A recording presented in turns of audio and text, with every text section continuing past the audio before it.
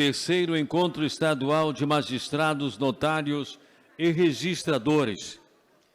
Uma realização da ANOREG do Rio Grande do Norte, Escola da Magistratura, com participação da ARPEN, Instituto de Protesto do Rio Grande do Norte, Colégio Notarial do Brasil, ANOREG-BR, ENOR, Escola Nacional de Notários e Registradores.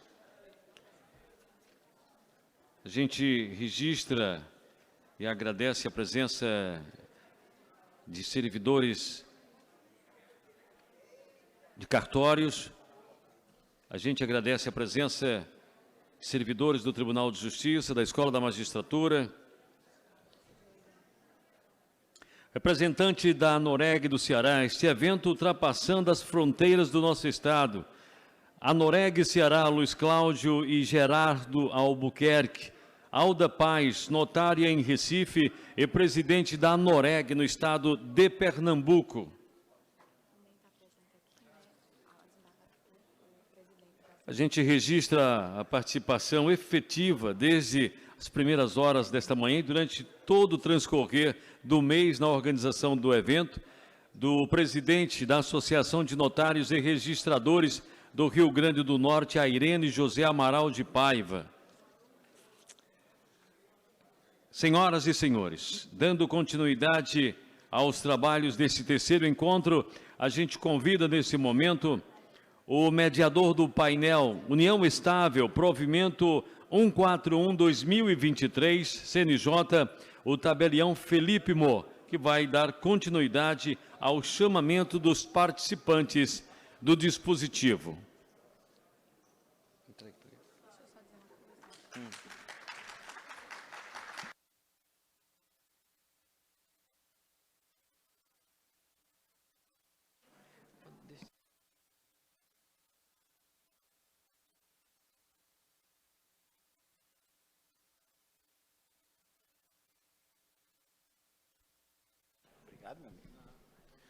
Boa tarde a todos.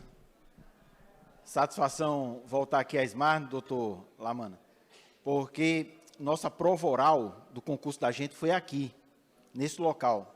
Quem fez o concurso da gente estava lembrando. E me recordou muito a prova oral, Carlos, porque quando eu cheguei, havia uma jovem loura muito bonita, doutor Paulo.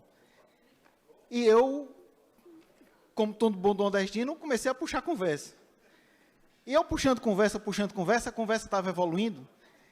E lá bastante, a gente já tinha trocado telefone, ela apareceu com o marido. Mas calma. Calma que o problema não está aí não. Aí eu conversando mais, alguém disse, eles são os avaliadores da prova oral. Eu juro que deu aquele nervosismo, dona Rita, Jaqueline. Aí eu fui no banheiro, mudei o cabelo, tirei o óculos e a sorte é que a minha banca era uma das últimas. Aí eu rezando que ela, ou ela me esquecesse, e principalmente ele me esquecesse. E quando começa a sequência da prova oral, a primeira era com ele. Aí eu todo cabisbaixo, para ele não me ver, aí ele disse, você que estava conversando com minha esposa ali, não era? Aí eu disse, não era eu não, doutor. Besteira. Mas é uma recordação muito boa voltar para cá, ainda dá aquele calafrio quando a gente chega aqui. Eu lembrei muito da cara dele, ele era um registrador de imóveis, acho que era de Santa Catarina, muito sisudo, e a esposa dele muito educada. Aí, antes de começar, tem um videozinho. Então pronto, vamos para o videozinho? Então pronto.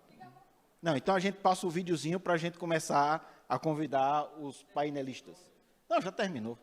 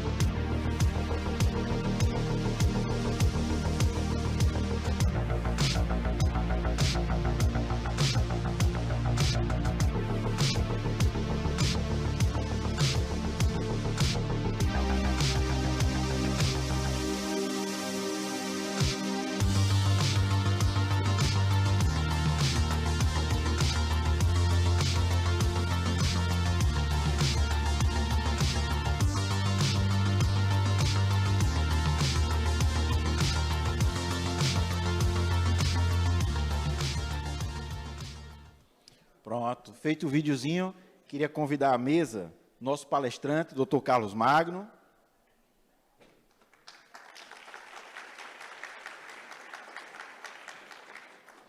E nossos debatedores, Dr. Paulo Luciano e a professora Cília Mara.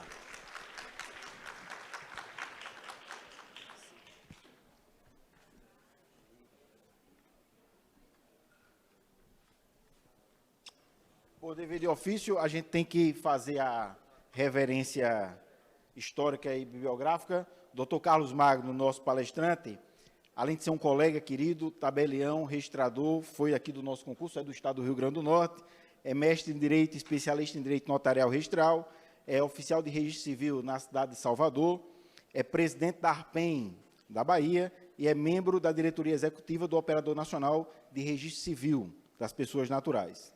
Nossos debatedores, Dr. Paulo Luciano Maia Marques, é juiz de Direito, titulado do 4º Juizado Especial Civil e Criminal da Fazenda Pública de Mossoró. Além de um currículo vasto aqui, doutor Paulo, que o senhor vai me perdoar por não ler, ele está como responsável pela pasta da atividade notarial e registral junto à nossa corregedoria. Já, o senhor foi reprovado, já está no 2º ano, né, doutor? Terceiro ano já. E ao meu lado, minha querida colega, que é uma prima do coração, professora Cília, que é notária registradora do município de Caiçara, do Rio dos Ventos. É isso? Do Rio dos Ventos, além de ser uma amiga muito querida, foi minha professora universitária, para vocês verem. Então, para a gente seguir, doutor Carlos, o senhor vai para lá? Fica à vontade.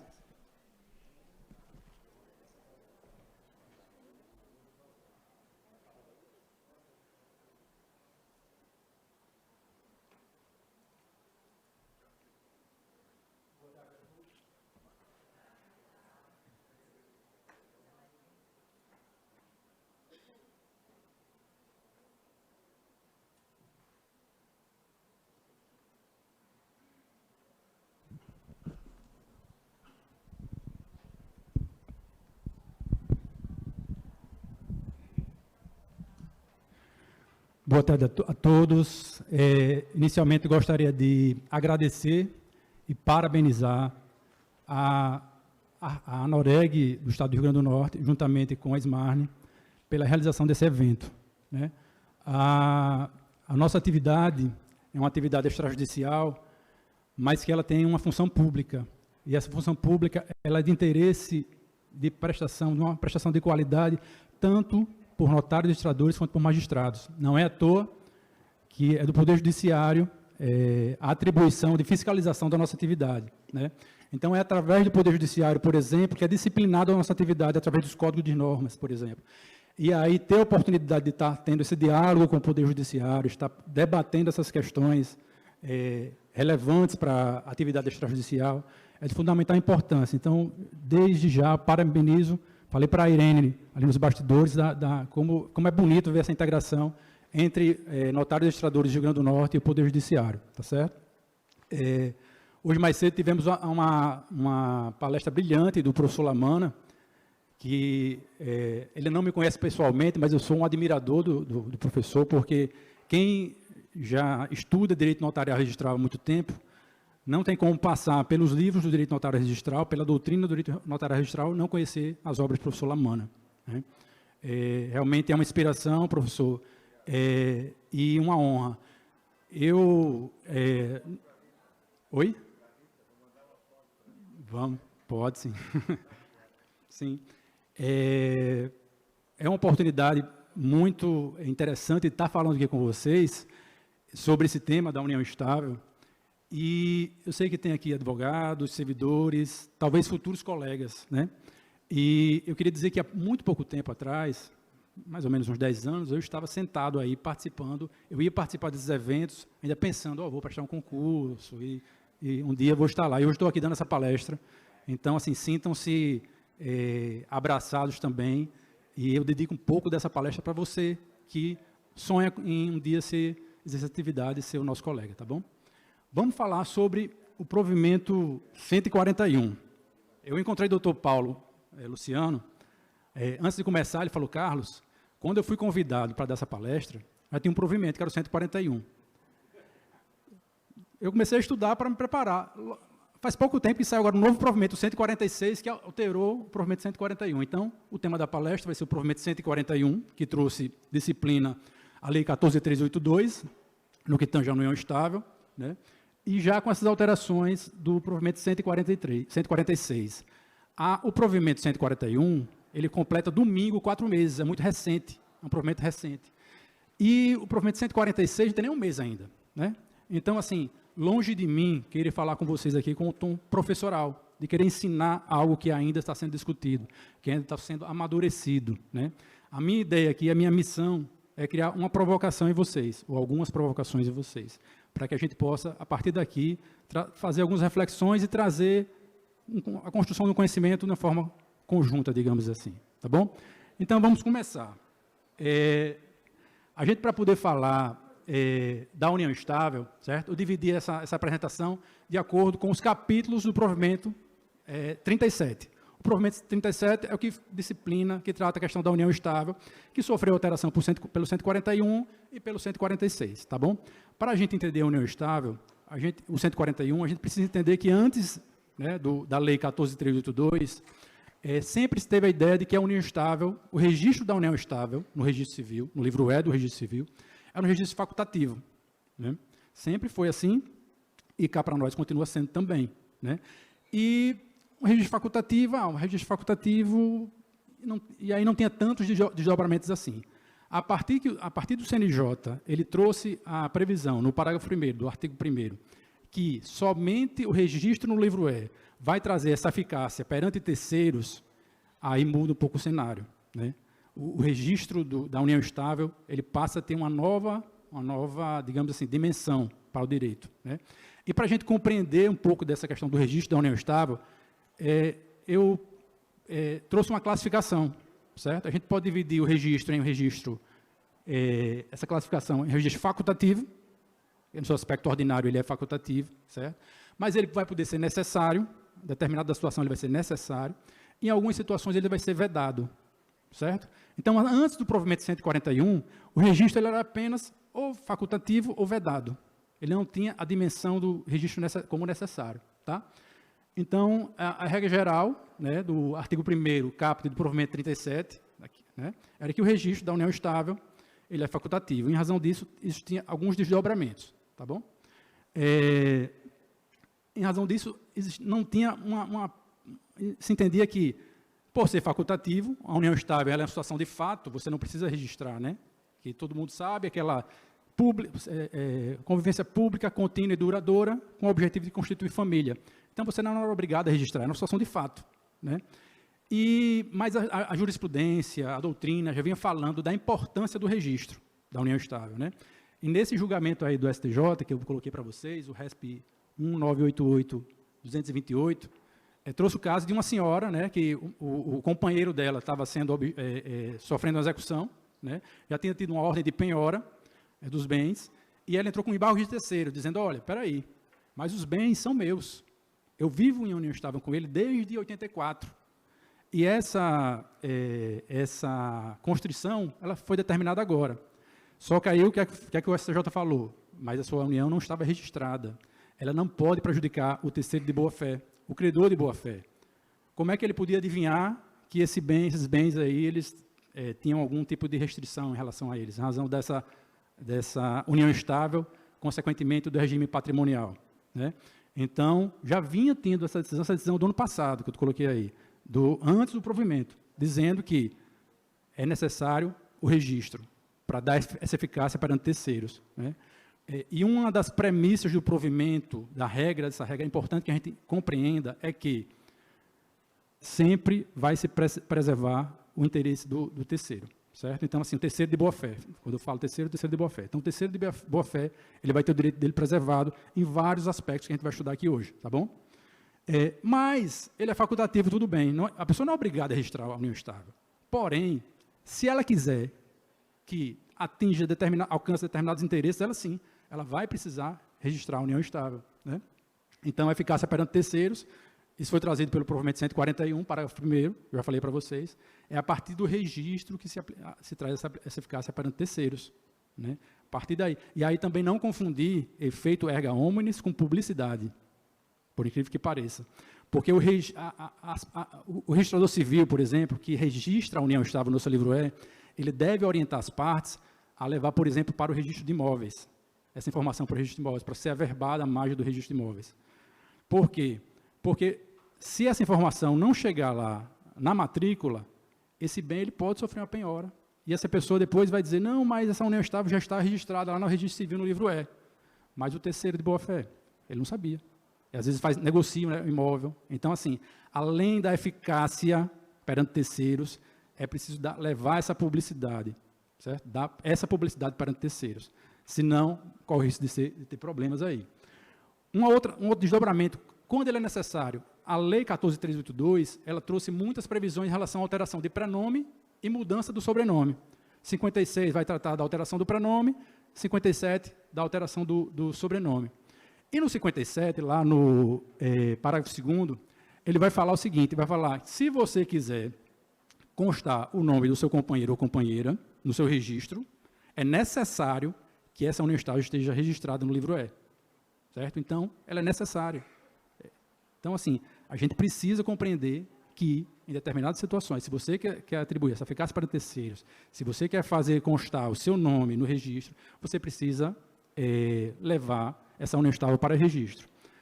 O professor Lamana hoje citou aqui, inclusive, a primeira jornada de Direito Notarial Registral, que aconteceu ano passado em Recife. Quem ainda não teve a oportunidade de ir, eu recomendo. É um evento grandioso, lá onde são debatidos muitos temas do direito notarial registral com as principais autoridades sobre o assunto. E lá foi aprovado esse enunciado número 7, que fala o seguinte, a presunção de paternidade, aquela mesma presunção de paternidade que tem para o casamento, para a união estável, ela só vai acontecer se essa união estável estiver registrada. Tá certo? Foi uma discussão polêmica, mas foi aprovada na jornada e é o que prevalece. Então, se você deseja exercer esse direito, essa possibilidade de, apenas com o termo de união estável registrado no livro E do registro civil, levar para fazer o registro de nascimento do seu filho, sem necessidade da presença do seu companheiro, porque vai haver a presunção da paternidade. Uma polêmica que vai envolver o registro de imóveis é o seguinte, inclusive, queria fazer um parênteses aqui para convidar vocês. Esse ano, em Salvador, nós teremos o nosso Congresso Nacional do Registro Civil, CONASSE, certo? Vão ter lá grandes autoridades do direito notarial registral falando sobre esses temas também. Inclusive, vai ter um painel lá para falar união estável, registro civil e registro de imóveis. Tá? Então, assim, sintam-se todos convidados, vai ser um evento muito bacana. Tatal está lá aguardando vocês, para quem gosta aí de festa. E é uma grande oportunidade de 28 a 30 de setembro, tá bom? E essa questão do registro de imóveis, o que acontece? Qual é a polêmica? Existe um entendimento, inclusive um entendimento, por exemplo, do Conselho da Magistratura do Estado de São Paulo, que dizia que, para você levar a união estável para o registro de imóveis de informação, você não precisa do registro no livro E, porque esse registro é facultativo. Não precisa você levar para o livro E. E, inclusive, esse enunciado ele foi aprovado nesse sentido. Esse enunciado número 22, ele foi aprovado o seguinte, para levar a união estável para o registro de imóvel, para ser averbada lá, ou registrar, inclusive, no livro 3, você não precisa que a união estável esteja registrada. Acontece que esse entendimento aí foi antes do provimento 141. O provimento 141, agora, ele fala, né? A eficácia perante terceiros precisa do registro no livro E. E aí gera essa discussão, mas espera aí, mas o registrador de imóveis deve exigir ou não que a união estável esteja registrada no livro E para ele poder averbar na matrícula. Se ele vai averbar na matrícula, necessariamente vai ter uma publicidade para terceiros, né? E aí isso, assim, não vai dar uma eficácia erga omnes, né? E aí inicia essa discussão. Eu trago como analogia a questão do pacto antinupcial. O Código Civil fala, o pacto antinupcial, para ter validade perante terceiro, precisa do registro no livro 3, lá do registro de imóveis. Né? E assim é feito. Então, para poder levar informação para o registro geral, você precisa, se for caso de pacto nupcial, você precisa levar para o livro 3. Né? Então, assim, hoje, ainda, como eu falei, ainda é um tema recente, eu tendo a me posicionar em que o oficial de registro de imóveis, sim, ele deve exigir previamente esse registro da união estável perante o livro E do registro civil. Né? Até porque é no registro civil que vai estar todas as informações sobre a pessoa. A pessoa pode ter um imóvel aqui, em Natal, um em Salvador, um em Porto Alegre, né? Ela pode ter em várias matrículas e vários cartórios. Agora, o registro ela só vai estar em um local. Né? E aquele registro da união estável ele vai ser anotado no seu nascimento. Então, quando alguém puxar uma certidão de nascimento, vai ter a informação que a pessoa vive em união estável, o regime de bens, quais são os efeitos, né? Eficácia erga omnes, que a lei tanto fala. E quando é que aquele registro ele é vedado? A união estável, a ela não se aplica a questão do... vai se aplicar os impedimentos do casamento, com exceção quando a pessoa casada se encontrar separada de fato. Isso está no nosso Código Civil. Então, a pessoa casada, encontrada separada de fato, ela pode sim passar a conviver em união estável. Isso aí não tem nenhum problema em relação a isso. E aí, acontece que desde o provimento 37, antes da alteração do 141, já se falava, o registro da união estável de pessoa separada de fato, ele não é permitido. Né? Isso trouxe também, tem a previsão também do artigo 94A, parágrafo 1º, repetiu o que já tinha no provimento 37, tá certo? E existe uma exceção. Qual é a exceção? Quando essa união estável de pessoa separada de fato, ela é reconhecida judicialmente. É o juiz que reconhece. Quando ele reconhece essa união e ele expede um mandado, esse ato ele pode ser registrado no livro E. É uma exceção. Então, a sentença judicial transitada de julgado, a união de pessoa separada de fato pode ser registrada, tá certo? Uma observação, e talvez seja banal falar isso, mas eu percebo que as pessoas ainda fazem uma certa confusão, na diferença do termo declaratório de união estável para o registro da união estável. O termo declaratório da união estável, como a gente vai ver, ele é um título que, assim como uma sentença, como uma escritura pública declaratória de união estável, é um título a ser levado para o registro civil para ser registrado. Né? Então, uma coisa é o título, outra coisa é o registro.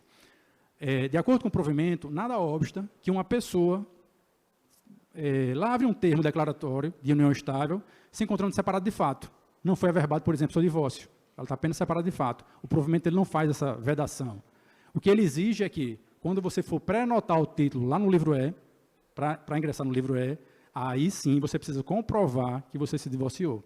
Essa situação de fato precisa ser uma separação uma separação de direito, digamos assim. Já falei aí sobre esse tema, sobre essa questão. Competência, né? E aí a gente precisa dividir as competências. Para o registro da união estável, vai ser competente, né, o primeiro ofício ou subdivisão daquele município que possui o livro E. Né?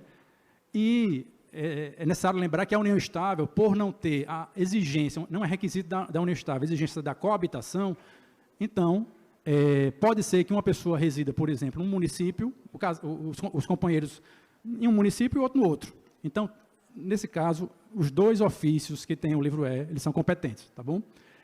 Já em relação ao termo, o termo ele pode ser lavrado em qualquer registro civil do Brasil. Você pode procurar qualquer registro civil e lavrar o termo, não tem uma regra de circunscrição de competência em relação a isso. Os títulos admitidos para ingresso no registro, no livro E, é a sentença declaratória do reconhecimento de dissolução de união estável, a escritura pública declaratória de reconhecimento de dissolução de união estável, e o termo declaratório, a novidade aí é o termo. Antes do provimento 141, não existia essa possibilidade. Ou era judicial, ou era só feita pelo tabelionato de notas. Agora também, esse reconhecimento da união estável e sua dissolução pode ser feito também pelo registro civil. Tá certo? Vamos em frente. E aí, uma grande discussão que se tinha por exemplo, eu sou oficial de registro lá em Salvador, né? E muitas vezes as pessoas procuram, quando dão entrada no casamento, querem fazer uma conversão de união estável em casamento, falei, doutor, eu quero que conste aí o tempo pretérito da união estável, porque depois eu quero utilizar um órgão previdenciário, sei lá, em algumas situações aí, eu queria que constasse. Eu tenho uma escritura aqui, já fala que eu estou há 10 anos e eu não queria perder esse tempo. Eu queria que constasse no termo de casamento que eu vivia em união estável pelo menos há 10 anos. E qual era o entendimento? Na verdade, a maioria, assim, alguns estados do país, aqui no Rio Grande do Norte, o Código de Normas, o artigo 176 do Código de Normas, ele prevê, ou é 176 ou 187, estou confundindo agora. Ele vai prever que, por requerimento, ou por decisão judicial, a pessoa podia fazer constar esse tempo no casamento. É um equívoco superado pela lei agora não pode mais. Então, essa parte do Código de Normas ela foi revogada. Não pode a parte chegar no cartório e falar. Para isso, a gente vai ver que vai ter um procedimento da certificação eletrônica da união estável, ou vai ter uma certificação, ou vai ter uma ordem judicial. E por que isso? Porque quando esse tempo era reconhecido perante o Poder Judiciário, era feita uma instrução processual.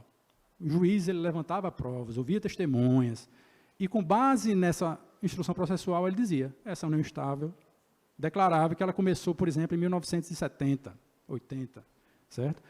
E por isso que se entendia que os cartórios, o registrador civil, ele não poderia consignar esse tempo por mera declaração das partes. Aqui no Código de Normas do Rio Grande do Norte tem essa possibilidade. Né? Então, mas aí, como constar esse tempo da união estável agora, né? com esse provimento 141? A decisão judicial, né, que eu já falei para vocês, que ela coloca pode atribuir esse tempo pretérito da união estável, certo? A certificação eletrônica, que é uma novidade do provimento, a gente vai falar um pouco dela mais na frente, de forma mais detalhada, certo? É algo que, se um advogado habilidoso, ele vai poder utilizar isso muito favoravelmente em benefício do cliente dele, tá bom?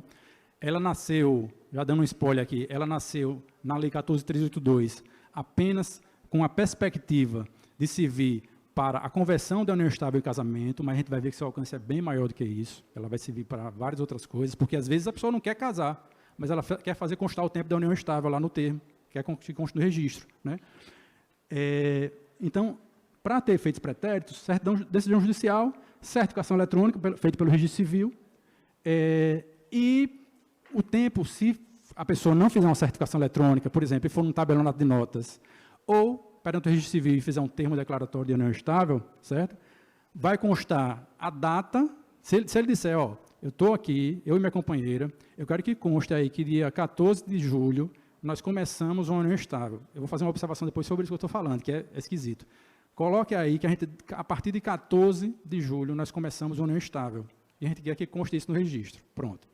Aí vai constar esse termo inicial, a data, no exemplo que eu estou dando, a data de hoje, né?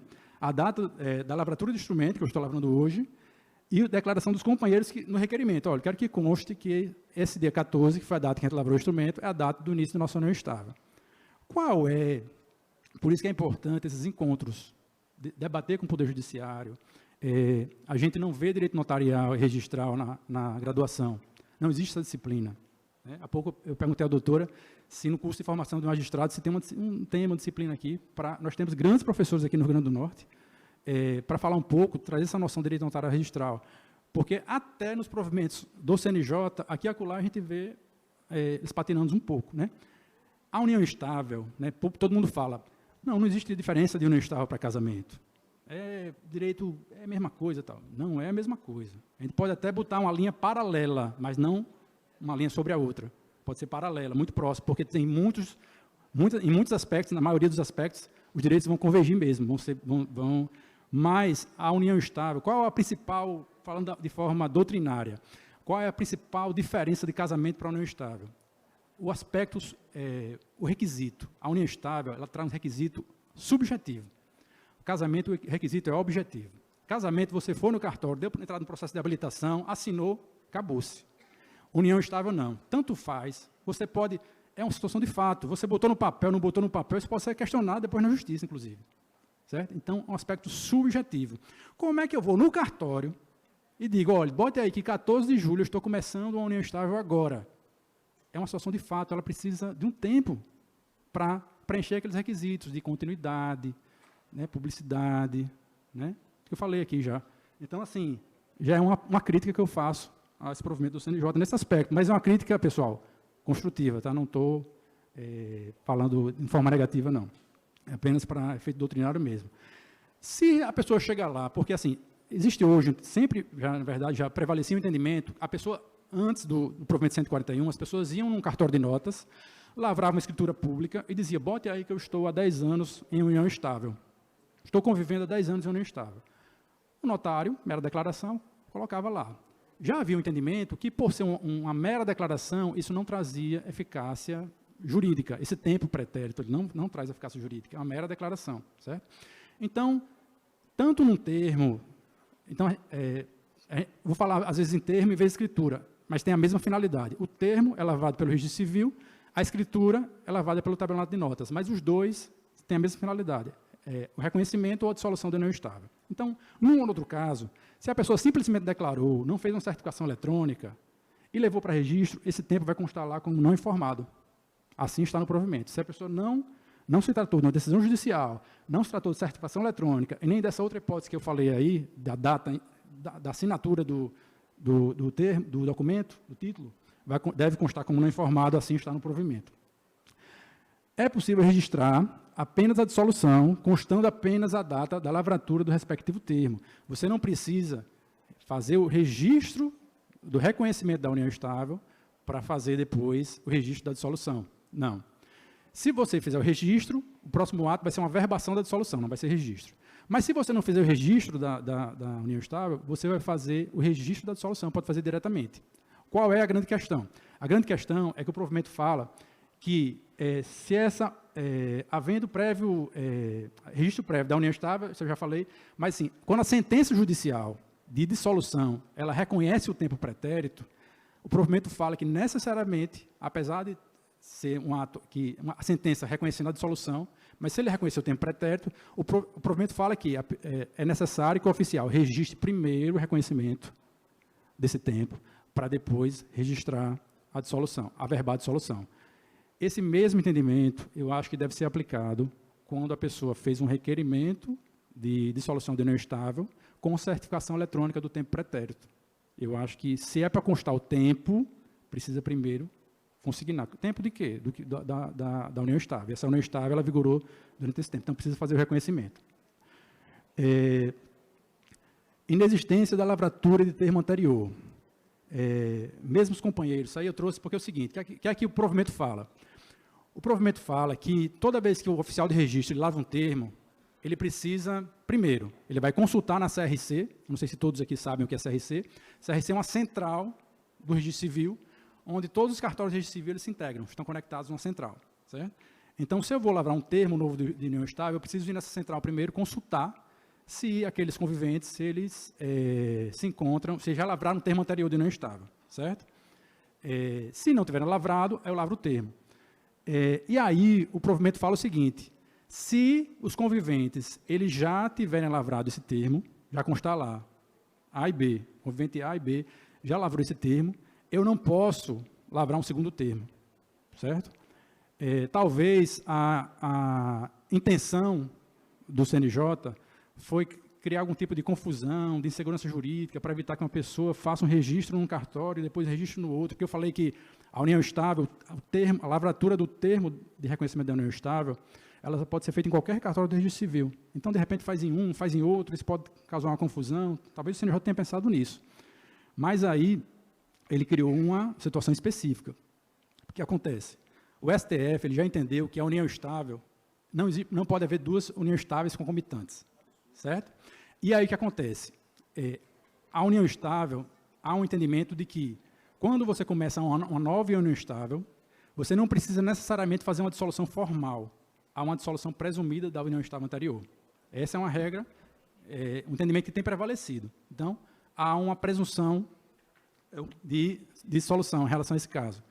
A partir do momento em que eu falo o seguinte, esses companheiros aqui, esse pessoal, esses conviventes, eles já têm a união estável. Eles não podem mais lavrar um termo de união estável. Eu estou exigindo, nesse caso, que eles façam a dissolução formal, formalize a dissolução. Porque eles nunca vão poder... Eu já tive lá no cartório, por exemplo, pessoas que casaram com o mesmo marido. A senhora foi lá, chegou no cartório, quero falar com o oficial, tal, tá bom. Aí eu falei, falando bem baixinho, por que você está falando baixo? Não, porque eu quero casar. Eu disse, qual o problema? Eu disse, não, eu quero casar o meu ex-marido, eu quero casar com ele de novo. Aí eu disse, tudo bem, não tem problema. Ela disse, não, mas eu não quero cerimônia, eu não quero nada. Eu disse, olha, pela lei, a gente precisa de testemunha, precisa de um ato solene, da celebração, mas não se preocupe, que a gente faz um ato simples e tal. No dia lá, essa mulher chegou cheia de convidado, com vestido e tal, foi aquela coisa. Mas acontece, pessoal, da pessoa se divorciar ou romper uma relação de conjugalidade, por exemplo, uma união estável, e depois querer se juntar com a mesma pessoa. Pelo provimento aí, nesse tipo de situação, quando for união estável, necessariamente vai ter que ter uma dissolução formal da união estável. Aquela história que eu falei, que hoje prevalece, da dissolução presumida, ela não vai poder acontecer porque o CNJ não permite.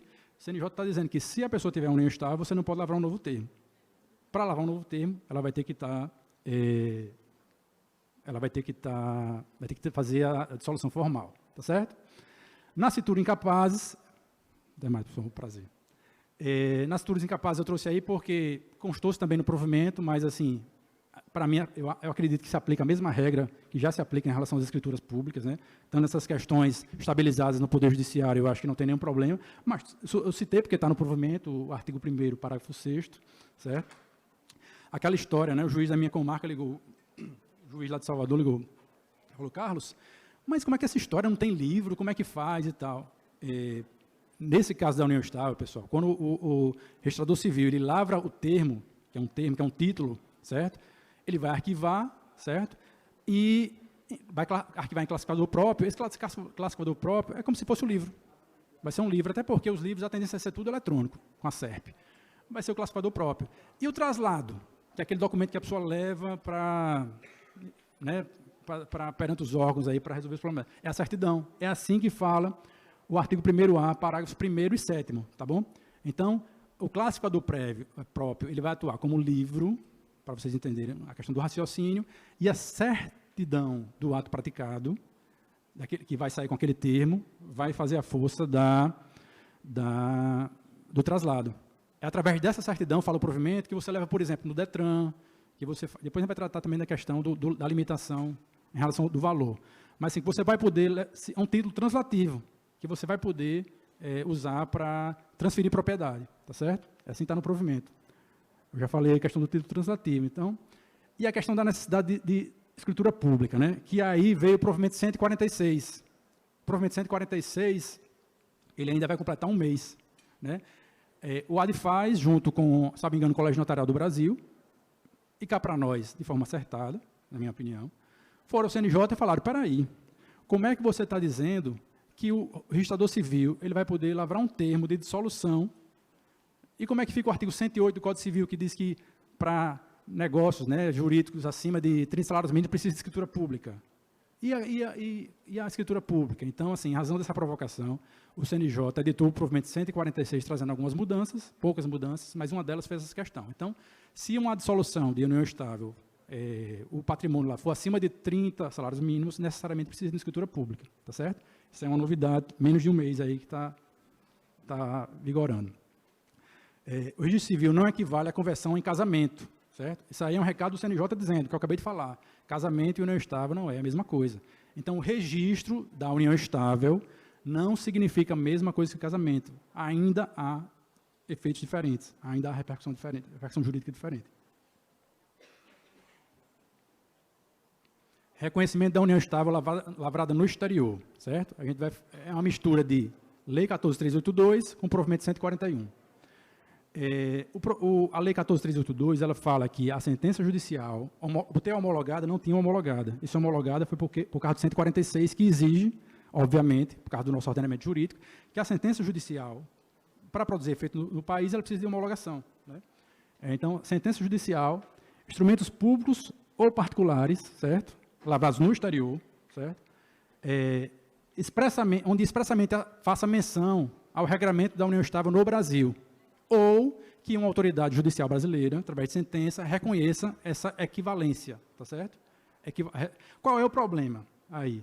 Primeiro, como é que no Brasil, para registrar no livro E, a gente só aceita documento público, termo declaratório, sentença judicial, escritura pública? Como é que eu vou aceitar um documento particular do exterior?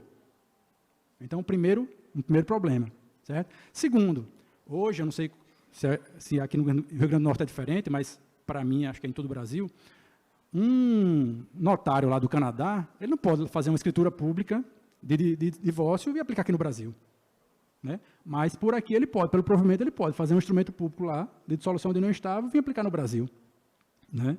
de reconhecimento ou dissolução de união estável, que está lá no artigo 94A, parágrafo 2º. Ele fala tanto do reconhecimento quanto da dissolução, certo?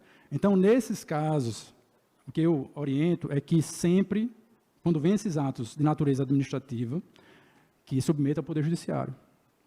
Submeta ao Poder Judiciário para que ele exatamente reconheça, né, essa equivalência com o Instituto da União Estável Nacional, com o ato lavrado do estrangeiro com o regramento da União Estável Nacional, certo?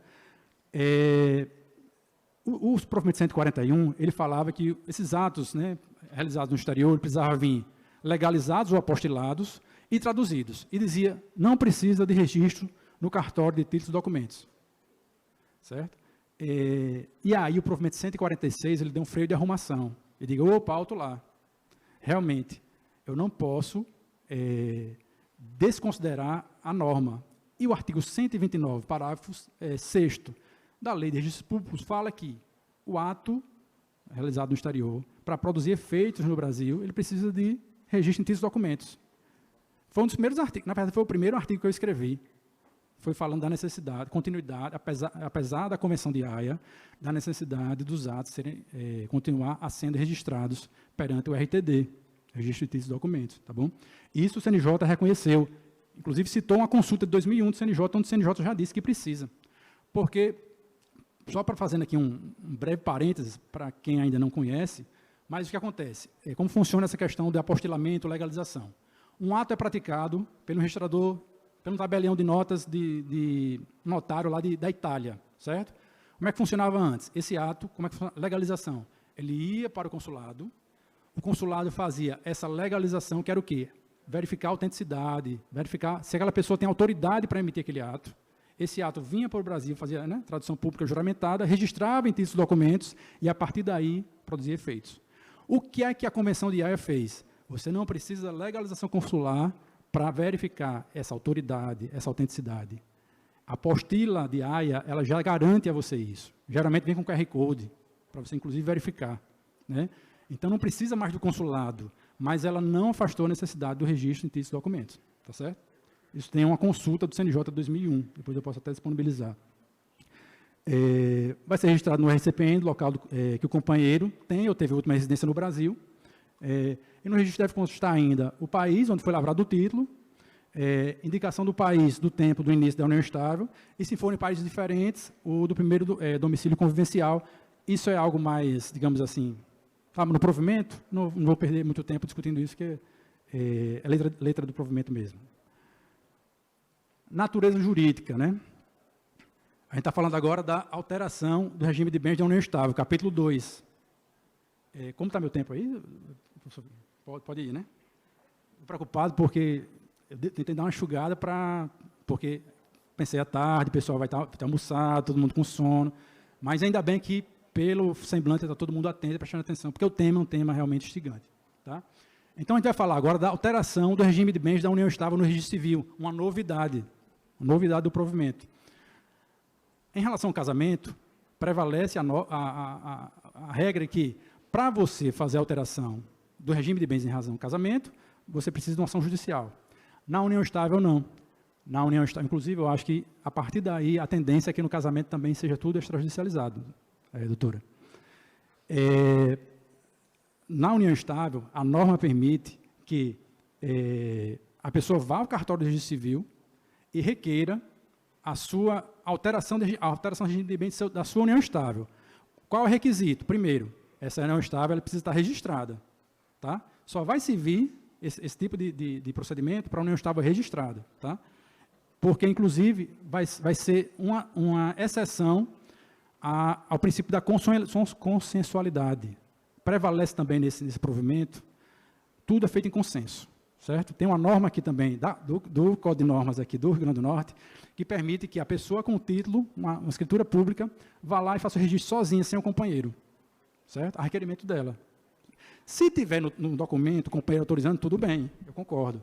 Mas, se não tiver, não deve constar isso. Certo? E assim está no provimento do CNJ. O requerimento do registro precisa ser feito pelos dois. Ou no título, quando você lavrou o título, já autorizando ao oficial, mande para lá, a gente já está autorizando, é do nosso interesse que essa união estável seja registrada. Tudo bem. mas a regra do provimento é que sempre parte dos dois. Exceção, alteração do regime de bens. Se você fez um pedido de alteração do regime de bens, o oficial, de ofício, se você vai pedir, mesmo você pedindo ou não, não interessa, ele vai mandar lá para o oficial que detém o livro E, onde foi registrada a união estável, para que ele faça a averbação da alteração do regime de bens da união estável. Tá certo? E aí, qual a natureza jurídica dessa alteração? Ela tem a natureza jurídica, pessoal, de procedimento. Falo aqui agora para os meus colegas registradores civis. Não confundir o procedimento de alteração de regime de bens da união estável com o ato de averbação. São coisas diferentes. Tá certo? A norma, se a gente for estudar, a gente vai ver que em vários casos ela fala lá de procedimento. Procedimento. Isso é até importante, até quando vai se observar a questão da incidência dos emolumentos. Porque a norma fala que o procedimento, os emolumentos, até que tenham uma lei específica em cada estado, vai ser o mesmo do processo de habilitação de casamento. Ele está se referindo ao procedimento. Esse procedimento ele pode ser feito perante qualquer oficial do registro civil das pessoas naturais. Vou também derrubar aqui. Não, obrigado. Não, certeza. E já o registro não, a averbação não. A averbação necessariamente será perante aquele que tem o livro E, obviamente, que tem o registro onde vai poder fazer, tá bom? Então, não confundir o procedimento com a averbação. Outro indicativo que evidencia que se trata de um procedimento. Na alteração do regime de bens da união estável, que é extrajudicial, assim como o procedimento, assim como a ação de alteração de regime de bens do casamento, que é feito judicialmente, pode os cônjuges, no caso os companheiros, quem está falando agora da união estável, promover a partilha dos bens, sem haver divórcio, sem haver, no caso da união estável, sem haver dissolução da união estável.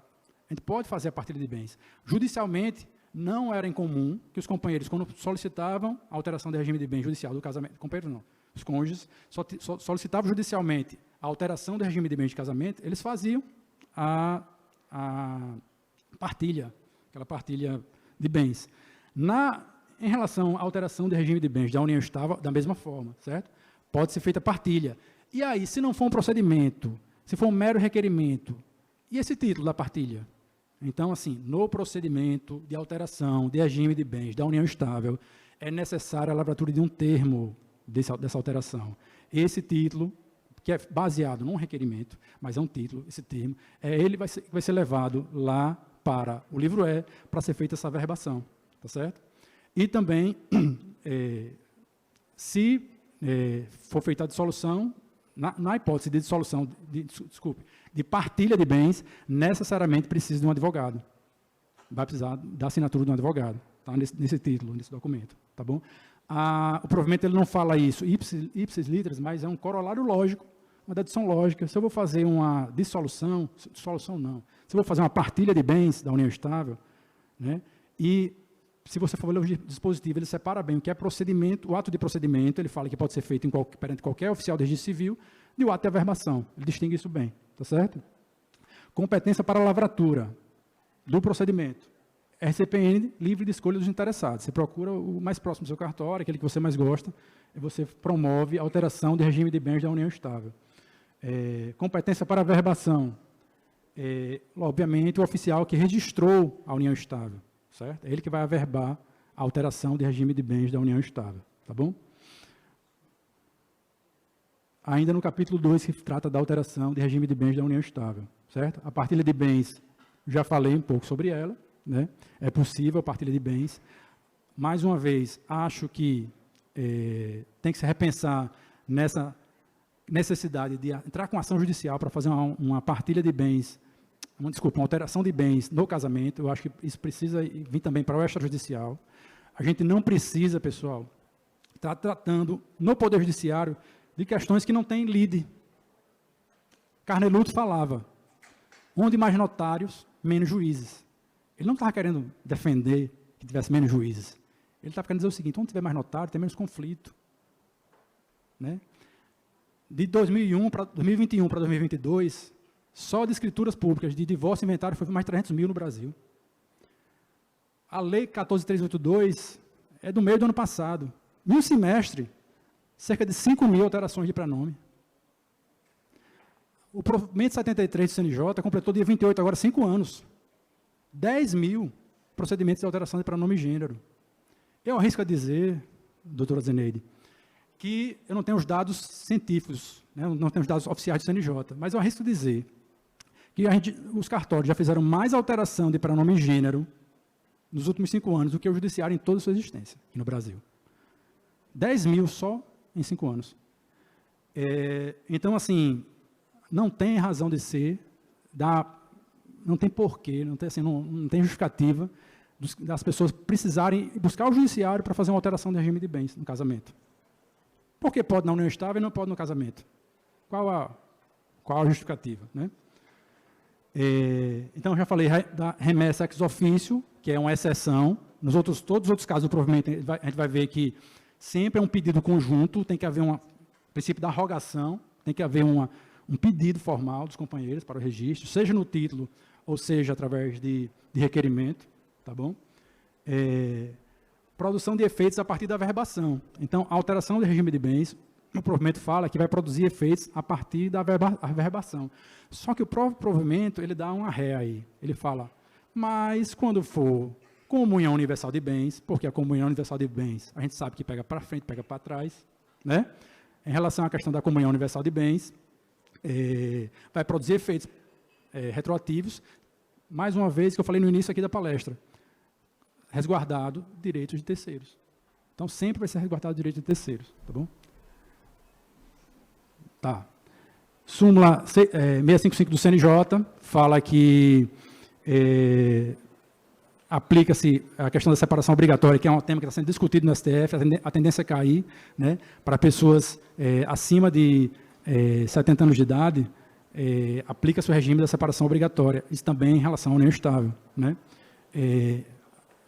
E depois a gente vai ver na conversão que se a pessoa já vivia em união estável há mais tempo, vai converter o casamento, no momento do casamento, se ela tem 70 anos, não importa, não aplica o regime porque ela começou a união estável anteriormente. Mas, em regra, se você vai fazer uma alteração de regime de bens de união estável, você precisa verificar se a pessoa, qual a idade dela, né? Para ver se aplica o provimento 65, se vai aplicar o regime obrigatório, tá? Vamos falar da conversão de união estável em casamento. Estou preocupado com o tempo para meus colegas debaterem, porque se trata de um provimento novo. O ideal é que a gente debata mesmo, meus colegas debaterem, porque se trata de um provimento novo. O ideal é que o registrador civil não é uma novidade, a gente já fazia isso, tá bom? A competência vai ser do local da residência dos companheiros, assim como no casamento.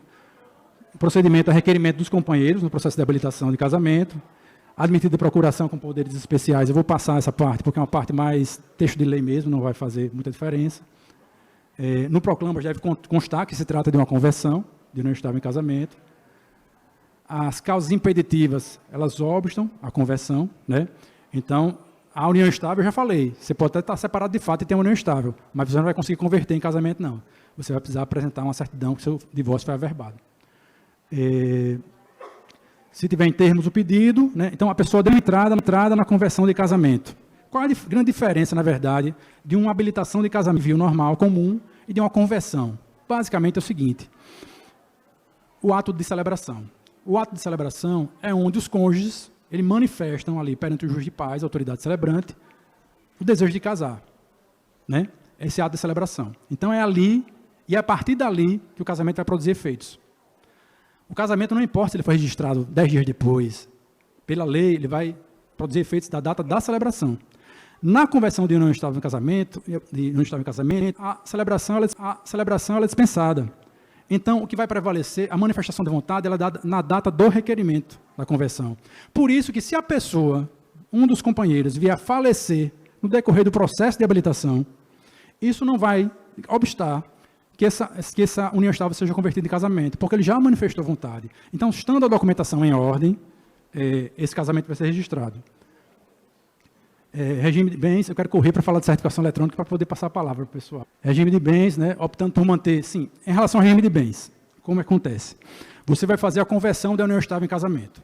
Se você já tem uma escritura pública, onde já tem um regime de bens em vigor, ou se você tem um termo declaratório, ou até um contrato particular, certo? Isso daí você não precisa, quando for termo declaratório, escritura pública, ou seja, lavrada por registrador e notário, já tiver lá o regime de bens escolhidos, você não precisa de um pacto antinupcial. Porque hoje, a regra legal do casamento, o regime legal, comunhão parcial de bens. Se você quer casar com o regime diverso do legal, você precisa de um pacto antinupcial. Na união estável, na conversão da união estável em casamento, você não precisa de um pacto antinupcial se você já tem um título ali dizendo qual é o regime de bens. Tá certo? Você não precisa. E aí, se eu tenho um contrato,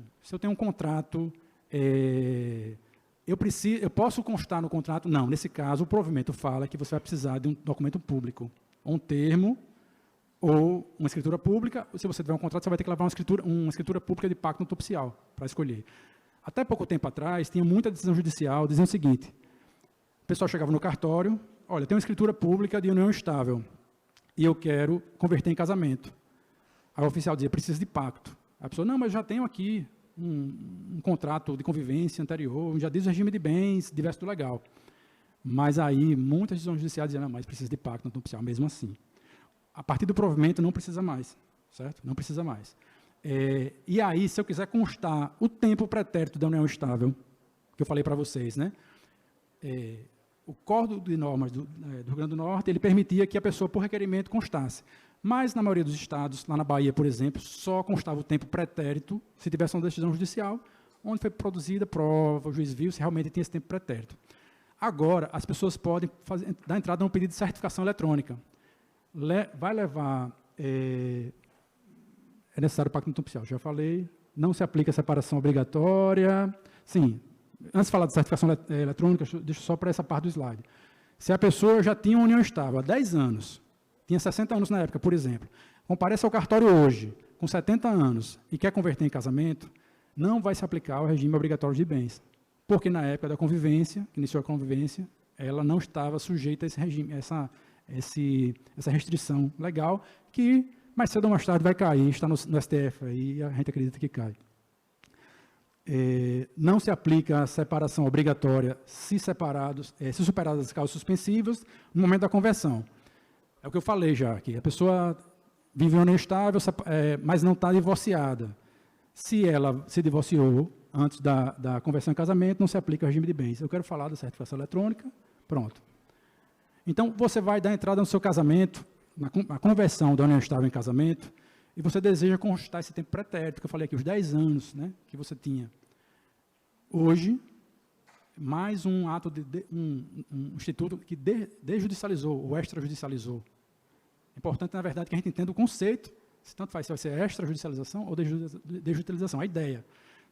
Você tem que entrar com uma ação no Poder Judiciário, para que o Poder Judiciário reconhecesse aquele tempo, para que você pudesse constar no seu casamento, no termo do seu casamento. Agora não. Agora você vai perante um registro civil, um oficial de registro civil, você vai produzir provas, ele vai fazer uma espécie de instrução, e se ele verificar ali que esses elementos comprobatórios são suficientes, ele vai certificar o tempo. E aí você pode fazer constar no seu casamento. A competência pode ser feita, esse ato de certificação, ele pode ser feito em qualquer oficial de registro civil do Brasil, tá certo? Apesar da Lei 14.382, ela ter pensado na certificação eletrônica da união estável para a conversão da união estável em casamento, para constar no casamento, esse instituto ele vai além do casamento, certo? Isso eu escrevi um artigo, foi publicado no IBDFAN, agosto do ano passado. Pode o advogado solicitar a certificação eletrônica, não, mas eles não vão casar agora. E aí, está aqui comprovado, fé pública, notário, né? Fé pública, registrador fé pública. E aí apresenta perante um órgão previdenciário. Olha, eu quero que faça constar aí esse tempo aí, quero que se averbe esse tempo aí, eu quero que a pessoa tenha direito e tal. E aí a gente começou a discutir isso. A certificação eletrônica é um instituto autônomo. Ela pode ser aplicada também apenas para o registro da união estável. Eu não quero fazer conversão, eu quero que conste o tempo da união estável, quero que tenha eficácia perante terceiros e eu vou registrar. Assim diz o provimento. Eu posso utilizar, inclusive, eu vou fazer um inventário. Eu posso reconhecer a união estável no inventário, os herdeiros concordando, todo mundo concordando. Eu posso fazer uma certificação eletrônica, levar para o inventário para reconhecer esse tempo pretérito e constar na escritura do inventário. Então, assim, a certificação eletrônica é um instituto novo e, assim, acredito que ainda vai ser melhor compreendido e vai ser muito utilizado, certo? Natureza jurídica se trata de um procedimento, substitui a necessidade de sentença judicial para a comprovação do período da união estável, certo? E a finalidade é indicar a data de início e, se for o caso, a data do término da união estável. você pode já ir para o cartório, já querendo registrar a dissolução. Mas o que você quer que conste, que no termo conste que você já viveu união estável 20 anos com aquela pessoa. Então você pode, mesmo querendo a dissolução, que tem um prévio procedimento de certificação eletrônica. Tá certo? Algumas observações do procedimento. É um procedimento conjunto, os dois têm que querer. Mais uma vez, o princípio da consensualidade que eu falei. Certo? Pode ser requerido eletrônico ou fisicamente. Tá? Todos os meios de prova admitidos em direito, fala o provimento, que os companheiros eles podem apresentar qualquer prova. Qual é a grande crítica que eu faço ao provimento? O provimento fala o seguinte, eles podem apresentar qualquer prova, eles podem, vai ser ouvida a testemunha, se tiver testemunha, que eu já acho, se não tiver testemunha, a tendência de dar uma nota devolutiva é muito grande. Porque se é uma união estável, se é uma coisa que é para ser pública, contínua e duradoura e tal, testemunha é algo que é óbvio, é elementar, vai ter. Não é possível que não tenha testemunha. Se a pessoa disser que não tem testemunha da união estável, eu já vou desconfiar. Mas o provimento fala, se tiver. E outra coisa que o provimento fala, que é mais uma crítica construtiva, é que se o oficial desconfiar de fraude, ele pode pedir os documentos. E aí está a crítica. O oficial ele deve pedir o máximo de documentos para ter o seu autoconvencimento, porque ele vai atestar, vai ter responsabilidade ali, vai para a pública. Então, não é só se ele desconfiar. Então, quando ele pediu um documento a mais, você tem aí, comprova aí que você tem algum documento aí de que ela é sua dependente, plano de saúde, vocês assinam o mesmo canal do Netflix, tal. Começa a pedir outras provas, né? Declaração de imposto de renda, uma série de coisas. Não é porque eu estou achando que está fraudando. Não, eu estou cumprindo meu dever de ofício de tutelar, preservar a segurança jurídica. Né? Então, assim, o provimento fala que a entrevista, se houver, já falei ali, e que documentos só se suspeitar de fraude. E aí eu dei alguns exemplos, né? Porque o provimento 141, ele não traz um rol exemplificativo. O provimento 63 do CNJ, que trata do reconhecimento socioafetivo, ele foi alterado pelo provimento, que ele é de 2017. Em 2019, ele foi alterado pelo provimento 83. E no provimento 83, o artigo 10A, ele trouxe um rol exemplificativo de o que a pessoa precisa comprovar o seu vínculo de socioafetividade, para dar um norte para o registrador. Né? Então, aí o que eu trouxe é mais ou menos uma sugestão mas esse texto ele não está no provimento, tá bom? De documentos que podem ser pedidos para ajudar no convencimento do oficial. A decisão precisa ser fundamentada, obviamente, né? É uma decisão que pode, depois, se o oficial não tiver as cautelas jurídicas, pode depois sofrer uma ação, em razão disso. A gente sabe que direito de família envolve, né, geralmente, questões complicadas, então é importante, se você está certificando aquele tempo, você precisa fazer uma instrução adequada. Né? O indeferimento equivale a uma nota devolutiva, vai seguir o procedimento. Não é necessário quando tem uma decisão judicial, porque a decisão judicial ela pode reconhecer esse tempo. No caso de escritura pública, que eu já falei com efeito prospectivo, onde não vai ter efeito retroativo. Né? Trouxe uma frase aí de Câmara Cascudo, só para finalizar. Assim, quem não sabe, o primeiro concurso aqui que eu fiz foi no Rio Grande do Norte, de oficial. E depois fiz um concurso na Bahia, estou lá em Salvador. Já me considero quase um baiano. Mas preferi trazer uma frase de Câmara Cascudo que trata um pouco disso, dessa raiz, né, dessa coisa que nos prende à nossa terra. Então, assim, eu espero que tenha conseguido causar um pouco de provocação em vocês, de reflexão, e agora eu gostaria de ouvir os debates dos meus colegas. Obrigado.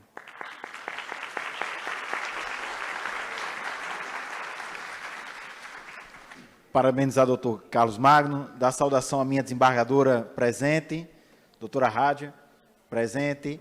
Doutor, parabéns, explanação perfeita. Pena, desembargadora, que o provimento não foi mais além, como o doutor Carlos falou, não falou do direito das amantes, não falou sobre a possibilidade da gente ter 4 uniões estáveis, plurimas. Eu me lembro muito, doutor Paulo, doutora Laura, eu sou tabelião de uma cidade pequenininha, 5.000 habitantes, que tem uma praia. E nessa praia, de um tempo para cá, ficou famoso um surfista de lá. Aí, doutor Carlos, certa vez eu recebo um e-mail, desembargadora, pedindo, ele me contratando para fazer uma notificação extrajudicial, o surfista, da companheira dele. Aí, como eu sou curioso, eu fui ler a notificação. Aí, era para dissolver a união estável. Ele fez uma dissolução de união estável por notificação extrajudicial. A cara da moça, quando leu a notificação, a lágrima escorreu aqui. Doutor Paulo. Por favor. Pessoal, a gente vai ouvir agora o debatedor do doutor Paulo Luciano, nosso juiz corregedor.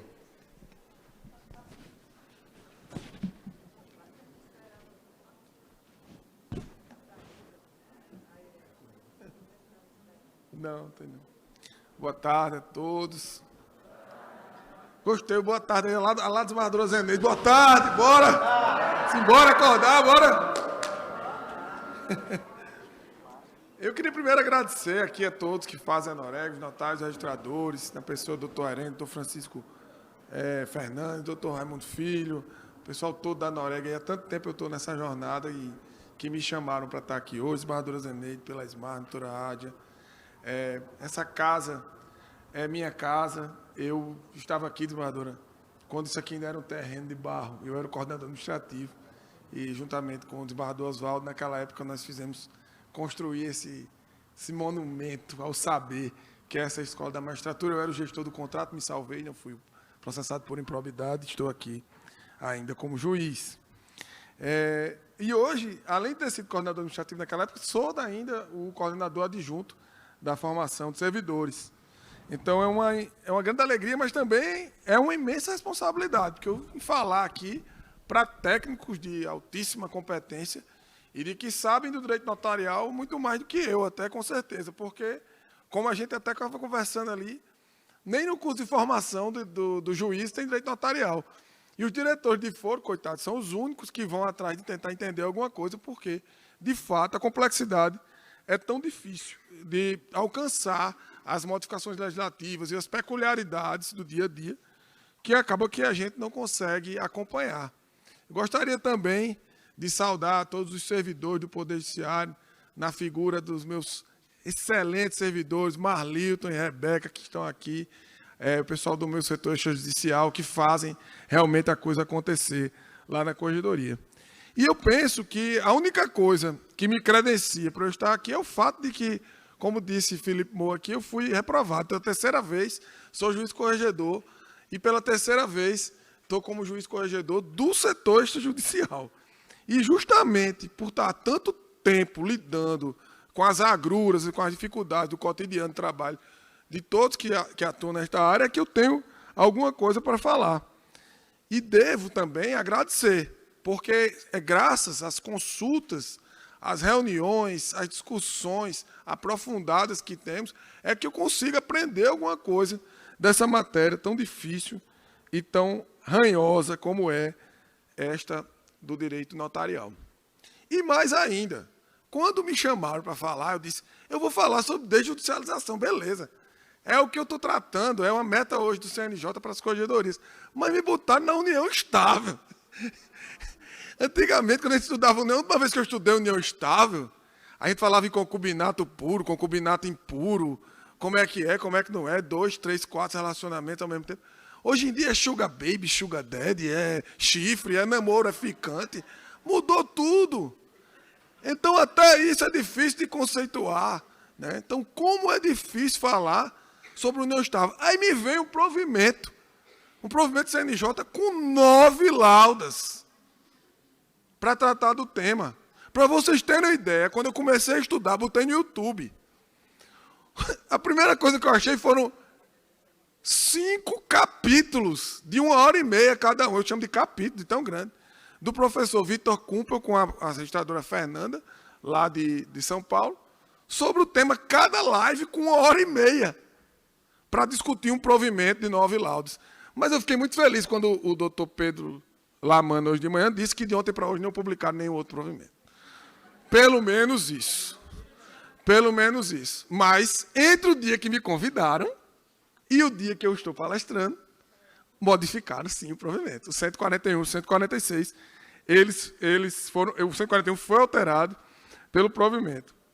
Então, diante da complexidade desse tema e das constantes alterações, eu não acho que eu devo ficar fazendo muito exercício de futurologia, nem tentando aqui pensar como seria situação hipotética A e B, que vai cair no concurso e que ninguém vivenciou na prática ainda.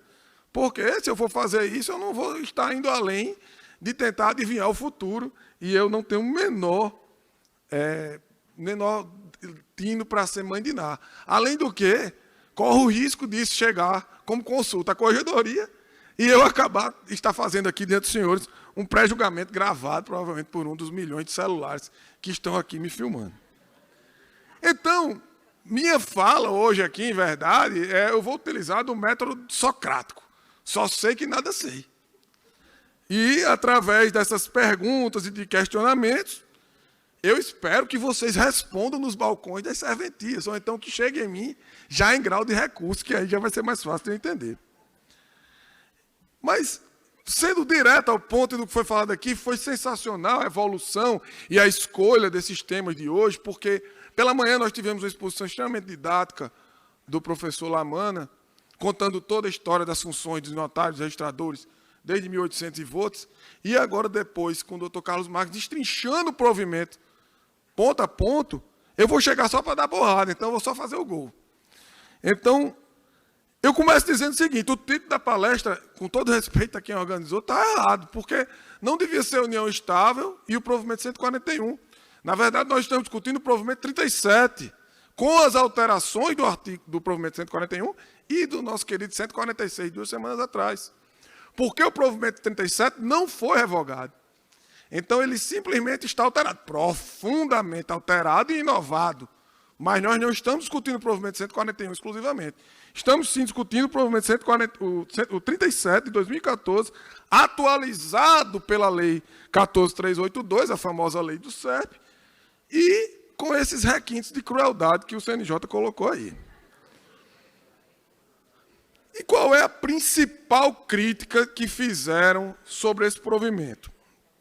E eu não ouvi ainda, a gente escuta um lado, escuta o outro, eu não quero estar aqui tomando partido de ninguém, me perdoem se parecer isso, mas não é, eu estou apenas expondo as críticas, até porque eu sei que houve um verdadeiro quiprocó aí entre a ARPEN, a ADFAS, e aí registrador de um lado, notário do outro, mas a principal crítica que se faz das inovações desse provimento 141 é que houve uma modificação das atribuições conferidas ao registrador civil para lavrar o termo declaratório de união estável, tão bem explicado pelo professor Carlos Magno, e que, neste caso, o registrador civil estaria exercendo funções típicas do tabelião de notas, que esse sim deveria lavrar a escritura de união estável.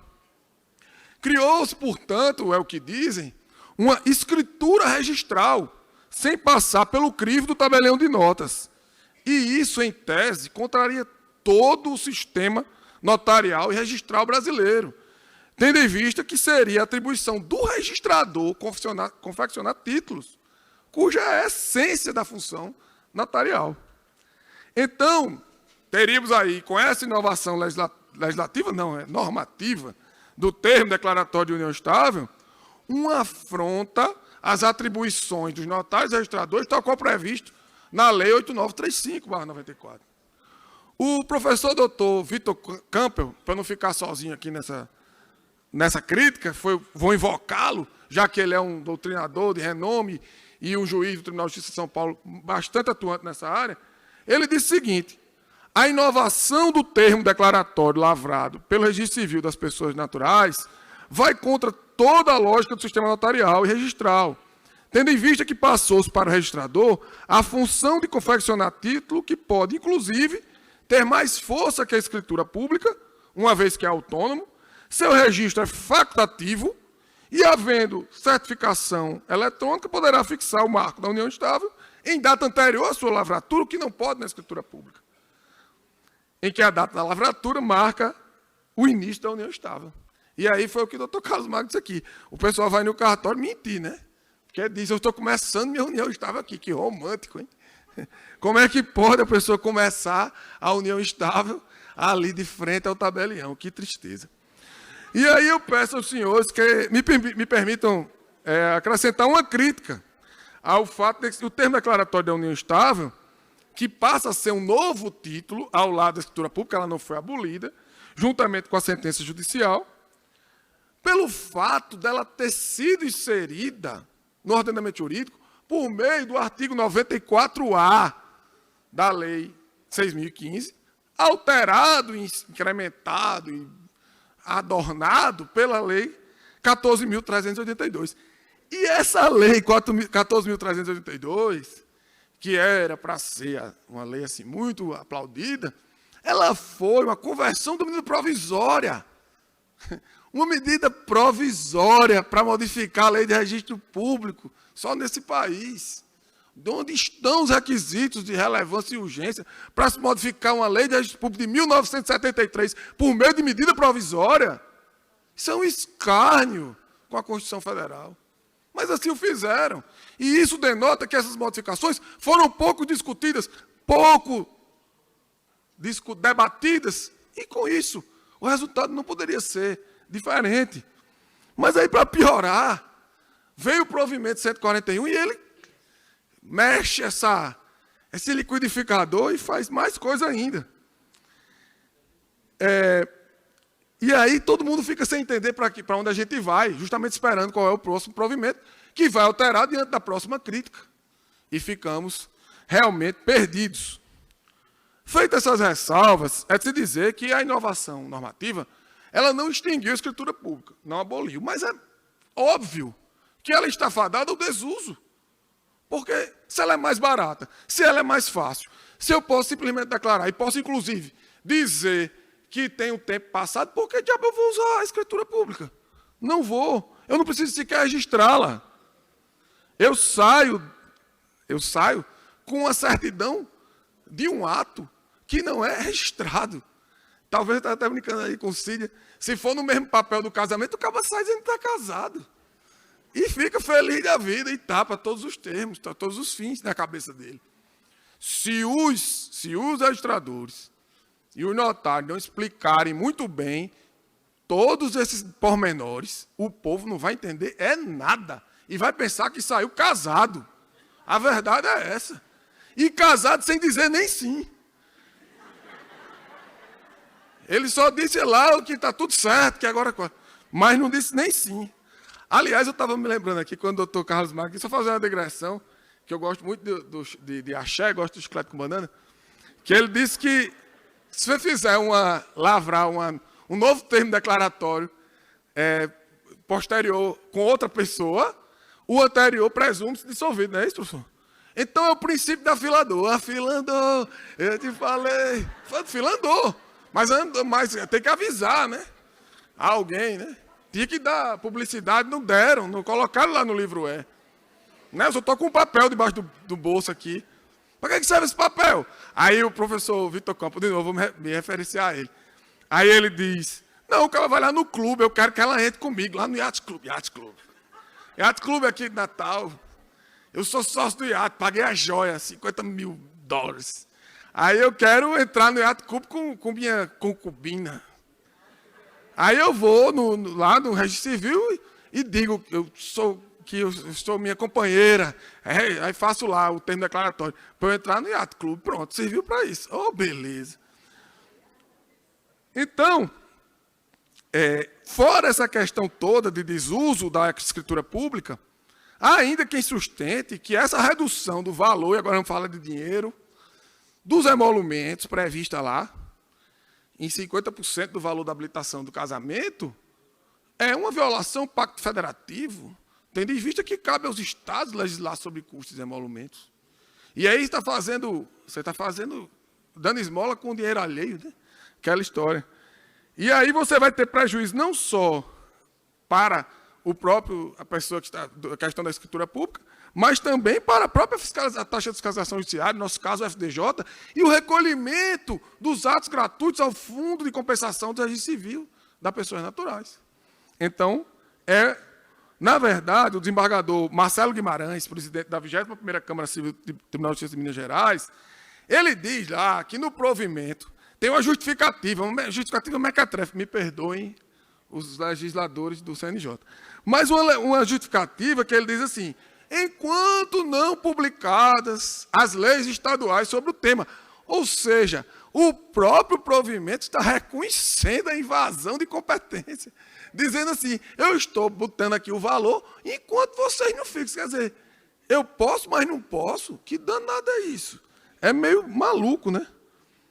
E outra ponderação que eu faço, e aí já me encaminho para o final dessas minhas críticas, um tanto quanto exacerbadas, eu acho que eu não pensei que eu ia bater tanto, mas acabei me empolgando aqui, porque, de fato, a gente diz assim, olha, uma coisa tão complexa e tão difícil, eu não vou dizer que foi estúpido, então foi genial, o estúpido sou eu que não consigo entender, é genial. É genial, é tão complexo que é genial essa modificação. Então, outra crítica que se faz diz respeito à certificação eletrônica.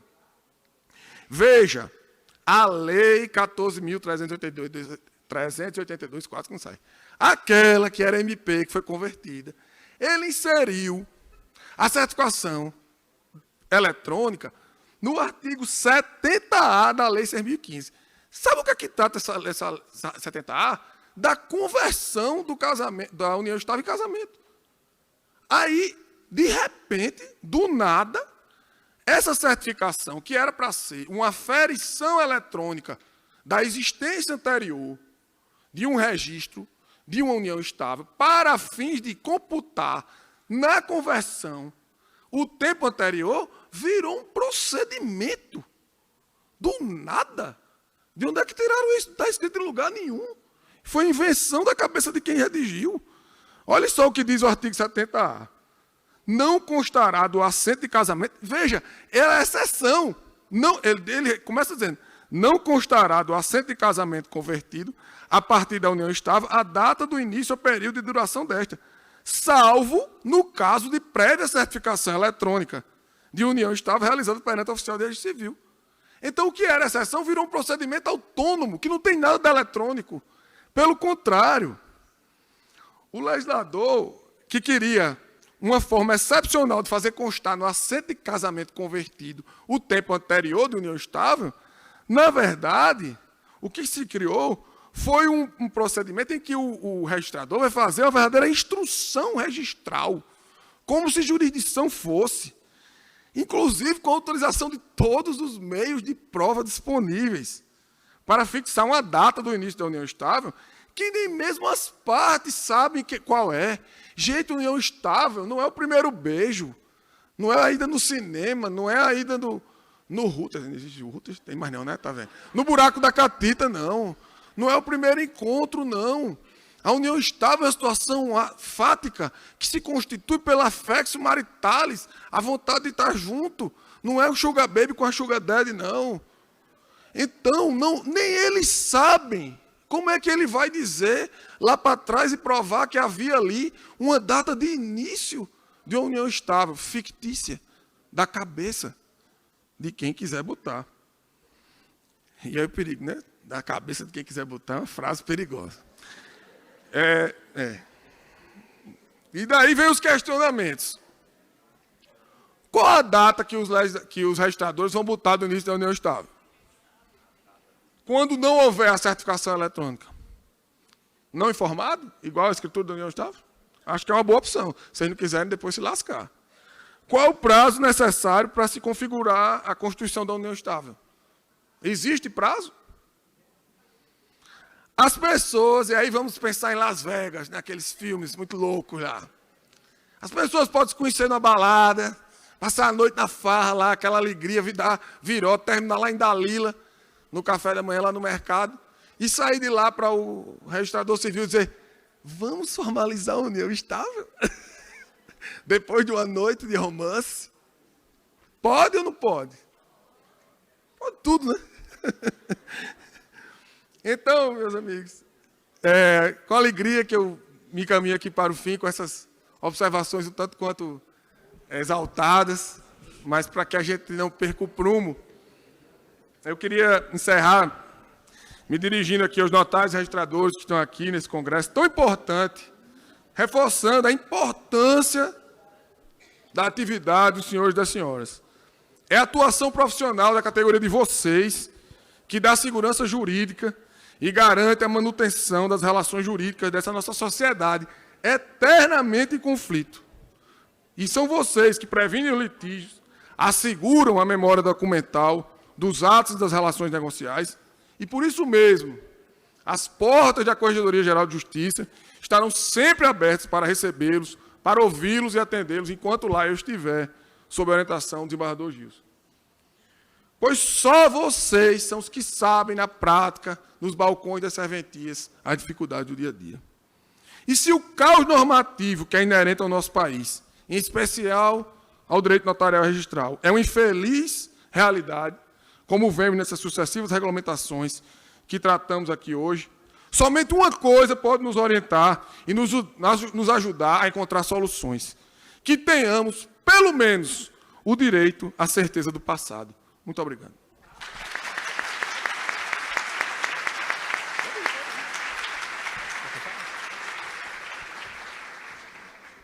Agradecer ao doutor Paulo.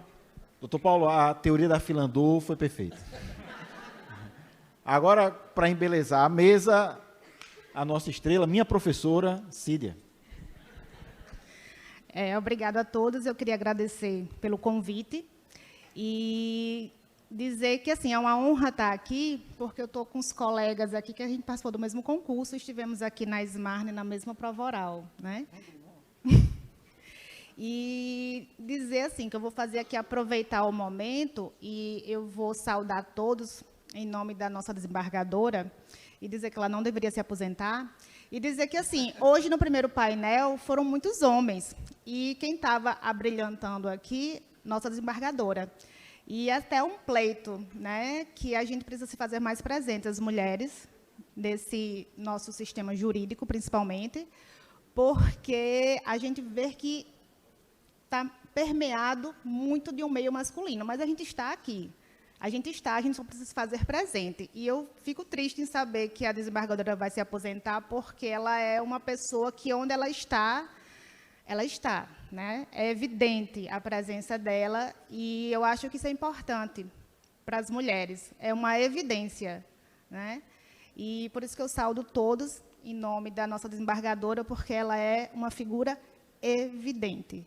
E isso é muito importante para a gente. Certo?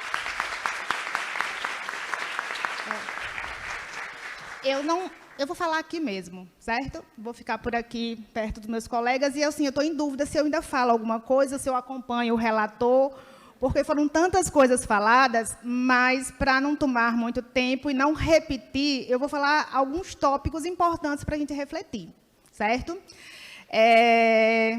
Foi perguntado, depois da balada, no outro dia, vai para o cartório e diz, estamos em união estável, e aí? Eu fui aluna de Dr. Luiz Alberto, na UFRN, que é juiz, e união estável, ainda pela Constituição, seria o quê? Uma relação pública, contínua, duradoura, entre duas pessoas, com a finalidade de constituir entidade familiar. Então, eu acho que a gente não pode esquecer do direito material e da essência. União estável tem requisitos mínimos. Eu tenho que ter duração. Quanto tempo? Não sei, mas tenho que ter uma duração e contínua. Então, a gente tem que lembrar que a gente está dentro de um sistema jurídico. Eu não posso pensar um provimento, eu acho que esse provimento deveria ser repensado. Eu não tenho a coragem de falar como o doutor Paulo falou, então eu vou aqui medir minhas palavras, mas eu acho que esse provimento tem que ser repensado, muito repensado, porque, inclusive, o provimento desdisse a Lei 14.382 de 2022, quando lá o termo declaratório era para ser lavrado e registrado de imediato, para virar um título, né, e ter a publicidade. Aí o provimento diz que é facultativo. Então, eu acho que o provimento tem que ser debatido e repensado. E a gente não pode esquecer, o provimento tem a lei federal, tem o Código Civil, tem a Constituição. A gente não pode pensar em normatizar sem contextualizar o direito. A gente está num sistema jurídico. E eu estava dizendo ao doutor Paulo que a gente tem que pensar o seguinte, a união estável, ela foi pensada como uma forma de resguardar direito a uma formação de família. União estável e casamento são institutos diferentes. O que é igual à família? Existe a família que pode ser oriunda de um casamento E a família que pode ser oriunda de uma união estável, mas são institutos diferentes. E existe uma frase que eu disse assim, eu vou unir uma frase de uma cantora com um pensamento jurídico. Toda forma de amor é livre, mas os atos jurídicos não. O Código Civil existe forma, certo?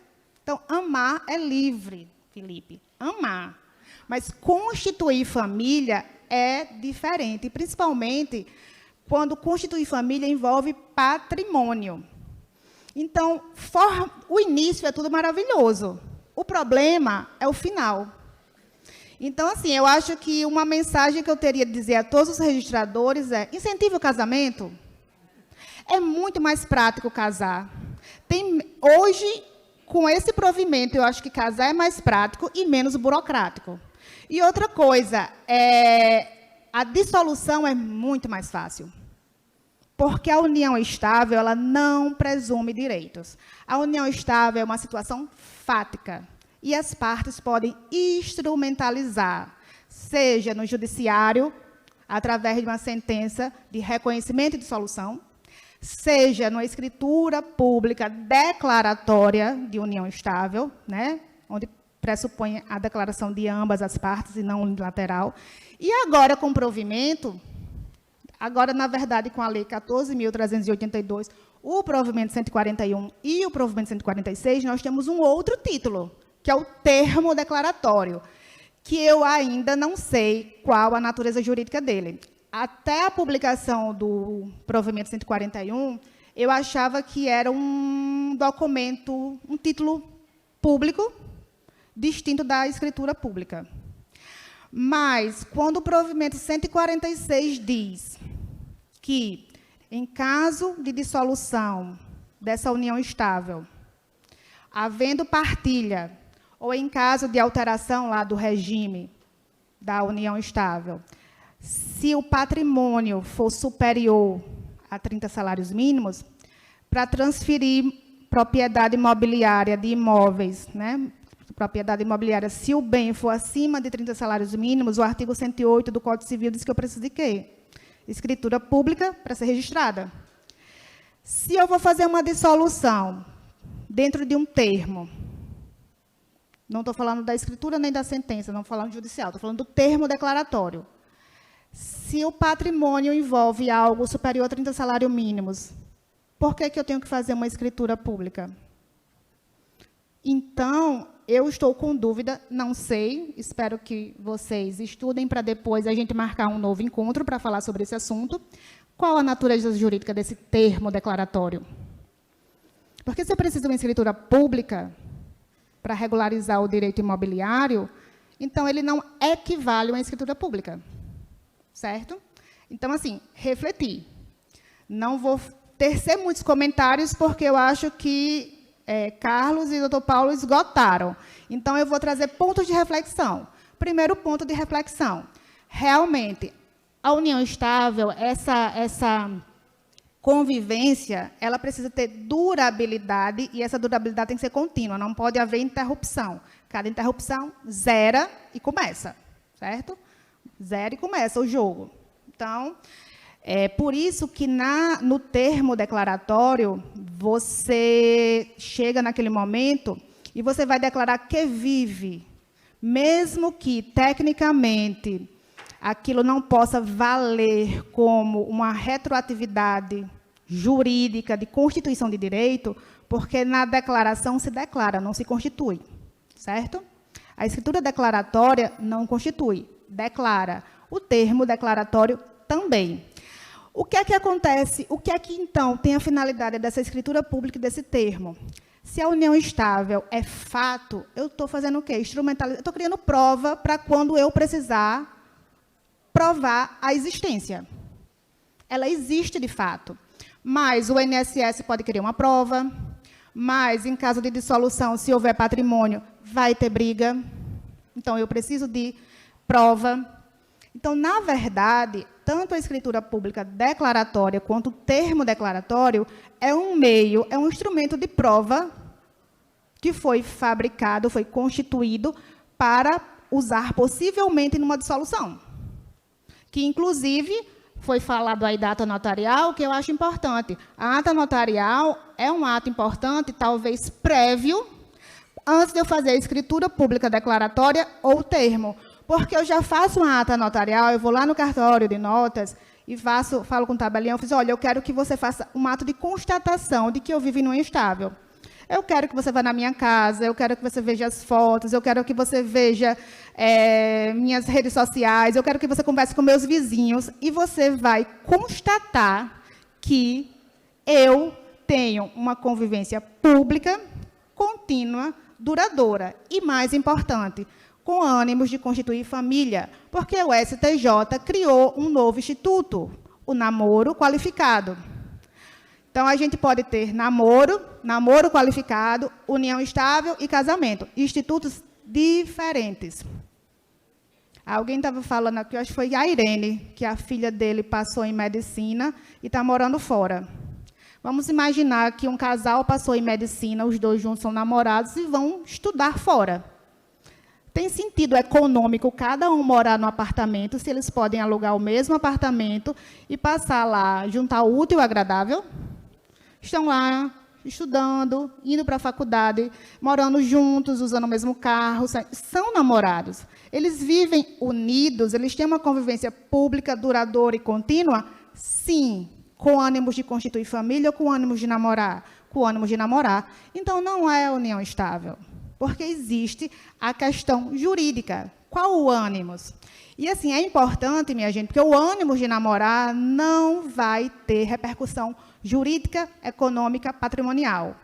E o ânimo de constituir família é constituir empresa, só que é uma empresa que a gente, né, eu costumo dizer que é uma empresa que a gente não lucra, a gente só gasta. Né? A gente paga o condomínio, o aluguel, a funcionária, a feira, o colégio dos meninos, se tiver. Então, é uma empresa de gastos, né? Não é uma empresa de lucro. Então, por isso que eu disse, toda forma de amor é livre, mas nem todo negócio jurídico, tem que obedecer as regras do Código Civil. Então, eu acho que esse provimento ele tem que ser repensado. Ele tem que ser muito repensado, porque a união estável é a liberdade de conviver sem burocracia. Mas eu estou vendo que esse provimento de regularização de união estável está mais burocrático do que casar. Porque você vai no cartório, Nilza estava aqui, vai no 5º ofício, lá em Rodrigo, e você leva seus documentos, os documentos da testemunha, se habilita, a habilitação agora, o prazo diminuiu 5 dias. A publicação agora é eletrônica, rapidinho. Está tudo ok? Casa, assina os documentos. Aquela certidão de casamento, ela é uma prova jurídica. E eu fiz aqui uma pergunta. Eu estou com uma certidão de casamento, certo? Meu filho nasceu, mas meu marido trabalha embarcado, só volta daqui a um mês. Não quero esperar um mês para registrar meu filho. Eu pego a certidão de casamento, meus documentos do meu marido, e vou a DVN, e vou registrar meu filho, sem a presença do pai. Samia, você registra, se eu levar a minha certidão de casamento, o documento do meu marido e o meu, eu sendo casada com a certidão de casamento, e não sou casada, mas eu tenho uma escritura de união estável, porque, assim, no Código Civil, como é o artigo? O filho da mulher presume-se que é do marido, né? É uma presunção. Então, sendo ou não sendo biologicamente aquela criança do meu marido, se eu chegar para registrar com a certidão de casamento, eu vou registrar que o pai é o meu marido, certo? Presume-se que o marido é o pai daquele filho. Presunção do Código Civil. A escritura de união estável traz essa presunção? Eu posso chegar com a escritura de união estável e registrar? Não posso. Né? Então, assim, a gente tem que lembrar que são institutos diferentes e que está muito burocrático. A gente tem que desburocratizar para facilitar. Porque, assim, RCPN é a competência de cartório que tem, assim, tem RCPN na cidade. Pode não ter Banco do Brasil, Correios, mas tem RCPN na cidade. E Bradesco, o posto do Bradesco. Então, realmente, o RCPN é aquela capilaridade de acesso à justiça. Mas a gente tem que ter cuidado, porque esse acesso à justiça pode trazer depois várias demandas judiciais. Porque para começar a relação é fácil e ótimo, mas para terminar, não. Se tiver patrimônio, Não é. Não é. Então, aquele termo declaratório ou aquela escritura de união estável é meio de prova. O ideal seria realmente faz a ata notarial, constata que há essa convivência pública notória, né, duradoura, aí faz a declaração de união estável por escritura ou por termo, mas já está lá comprovando que existe, porque não adianta. Começou hoje? Não começou hoje. Eu estou declarando publicamente em um cartório hoje, mas é uma situação fática pré-existente, né? Então, a gente tem que pensar sobre isso. E outra coisa que a gente tem que refletir, que eu não estou pontuando a lei, eu estou me lembrando do que foi falado aqui pelos colegas, eu resolvi não seguir meu roteiro. Regime. Se a gente casar, a alteração do regime depende de decisão judicial, certo? Por quê? Envolve muitas questões patrimoniais a serem analisadas, né? E nosso direito, ele gosta muito de socorrer o direito patrimonial. Tudo que é patrimonial é muito bem resguardado pela lei. Agora, vamos supor que eu faço uma escritura pública de união estável e adoto o regime de separação total de bens. E depois eu vou converter essa união estável em casamento. Para adotar um regime de bens diferente do legal, que é a comunhão parcial de bens, eu preciso de quê? Do pacto. É um documento essencial para o processo de habilitação do casamento. Certo? Tanto é que, eu estava comentando com o doutor Paulo, que a lei que alterou a questão do regime legal de bens é de 77. 26 de dezembro de 77 entrou em vigor. O regime que até essa data era de comunhão de bens, o obrigatório passou a ser de comunhão parcial de bens. E, antigamente, não tinha internet, né? Então, muitos casamentos foram realizados em 78, porque muitos cartórios não tinham conhecimento da alteração da lei. E comunhão de bens. Chegou-se ao STJ, certo? Eu não estou com essa decisão, mas eu li ela ontem. Chegou-se ao STJ, e o STJ disse o seguinte: é requisito o pacto.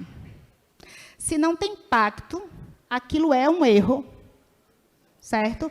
Que, se as partes desejarem manter aquele regime, vai ter que entrar com ação judicial para convalidar e regularizar.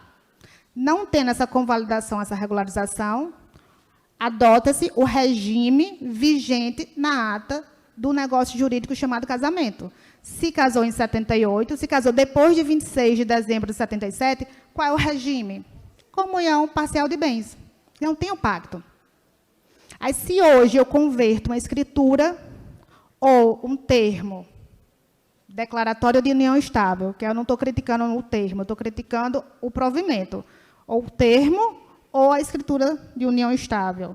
Se eu converto, porque o provimento não diz que dispensa o pacto, o provimento dispensou o pacto, ele esqueceu de ler a lei. Eu estou convertendo união estável em casamento. Então, o que é de união estável, mantenha-se no quadrado da união estável. Se você está convertendo para casamento, vamos ver qual é a regra do casamento. Eu converto, eu vou dispensar o processo de habilitação, mas eu não vou dispensar as regras legais para constituir um casamento, que é um dos atos mais solenes do negócio jurídico no Brasil. Aí você converte e está lá na certidão de casamento, casamento com separação total de bens, sem pacto. Como é que vai ficar isso no registro de imóveis?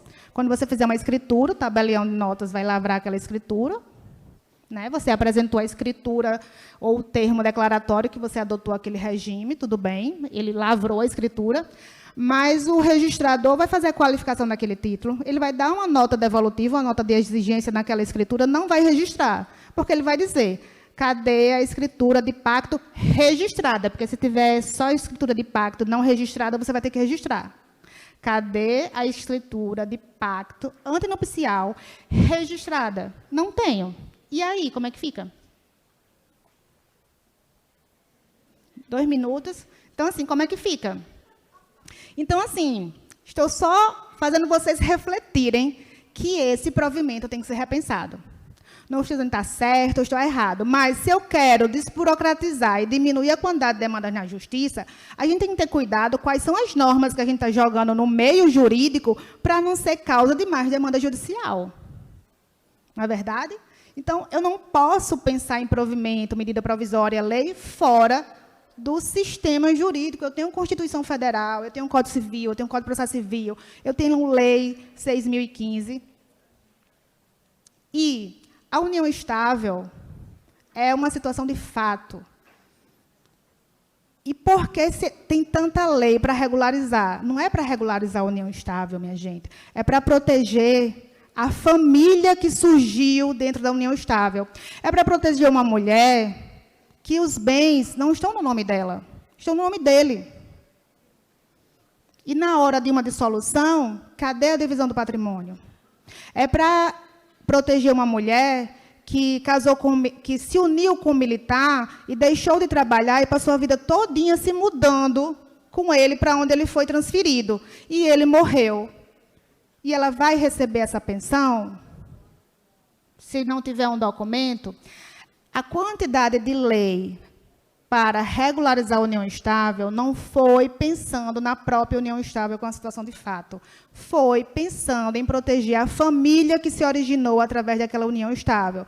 Foi em proteger aquela mulher, foi proteger talvez os filhos frutos daquela relação. Por isso que a gente tem que pensar, para não causar mais problema. Então, assim, uma norma bem feita tem que pensar quais são as consequências dela.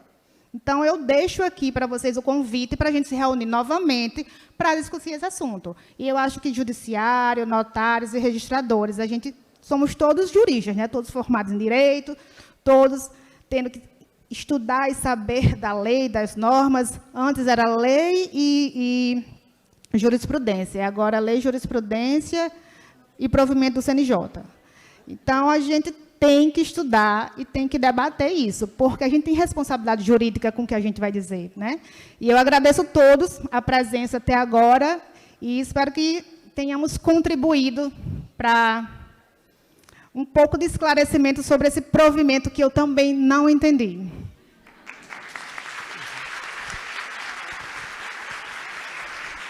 A gente está encerrando esse provimento, desembargadora. Lembra um que foi feito em 2017, doutora Rádio, que era o provimento do reconhecimento de filiação socioafetiva, sem requisito nenhum. Aí eu me lembro que chegou no cartório um rapaz com uma moça, ela tinha 18 e ele tinha 19. E ele queria reconhecer a paternidade, a afetividade do filho. Aí eu disse, vocês estão juntos há quanto tempo? 30 dias. Aí eu, como eu achei que o negócio estava muito, eu puxei ele para conversar. Aí eu conversando, ela era filha do pastor da cidade. E eles estavam namorando há 30 dias e ele não tinha conseguido uma coisa dela.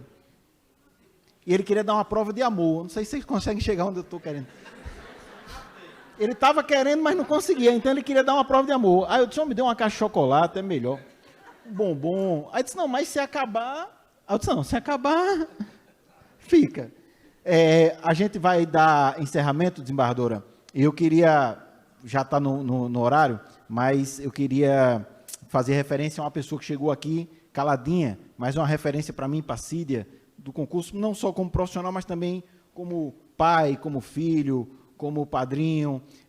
Dona Ita chama ele de Júnior, mas eu conheço ele como Aldemir, professor Aldemir. Aí ele está ali caladinho, minha referência é o professor Aldemir.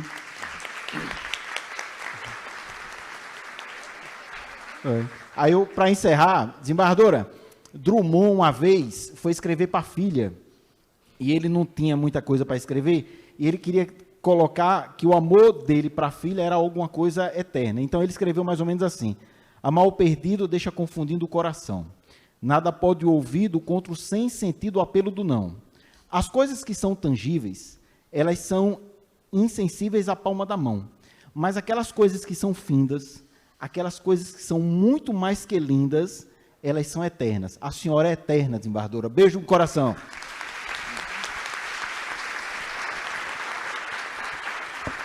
Vamos proceder. As plaquinhas. Eu vou convidar o desembargador aqui para entregar as placas.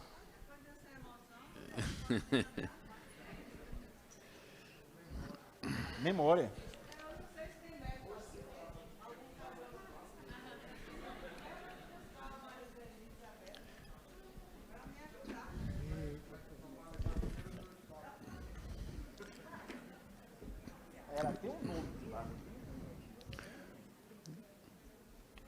ser o meu primeiro? Cadê a foto? Não tem que ter a foto para botar no Instagram. A mulher me liberou hoje à noite, eu tenho que bater a foto na senhora.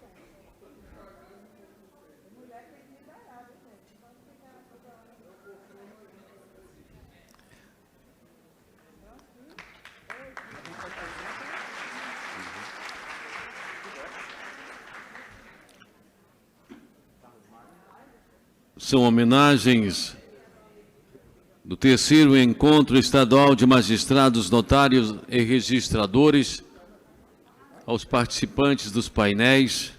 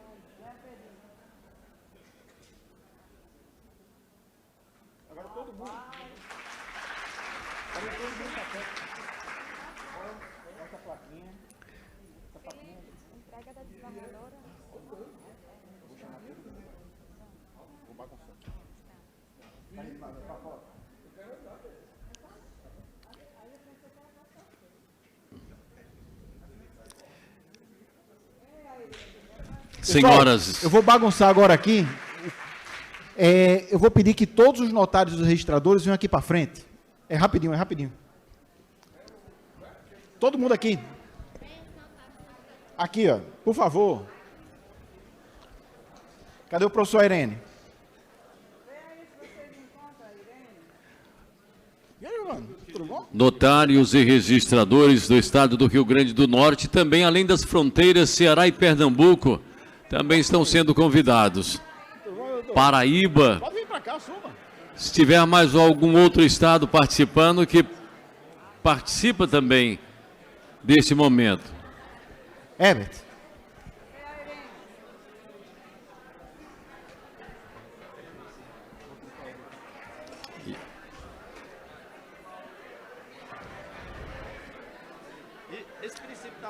Em seguida, todos estão convidados para nos deslocarmos até o mezanino, na praça de alimentação aqui da nossa escola, quando teremos um coffee break.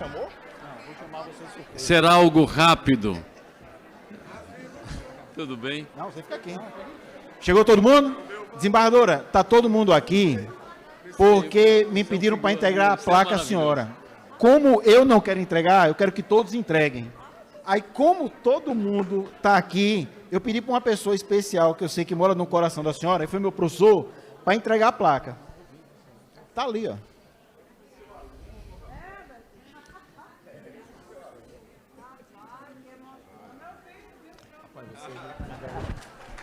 Herbert Bezerra, filho da desembargadora Maria Zeneide Bezerra.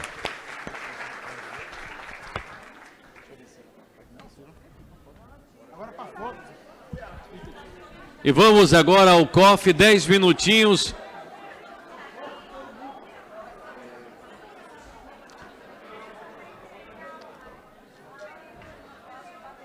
Alguém, Patrícia, você pode, por gentileza, fazer esse registro fotográfico? São lentes poderosas com ácido hialurônico e toxina botulínica, de forma que as fotos ficam preciosíssimas. Nosso Pedro Brito, da OAB, também faz esse registro.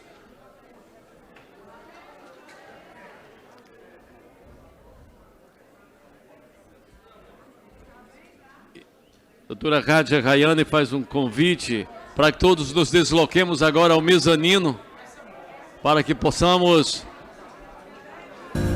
participar do coffee break. 10 minutos, ok? E retornemos em 10 minutos.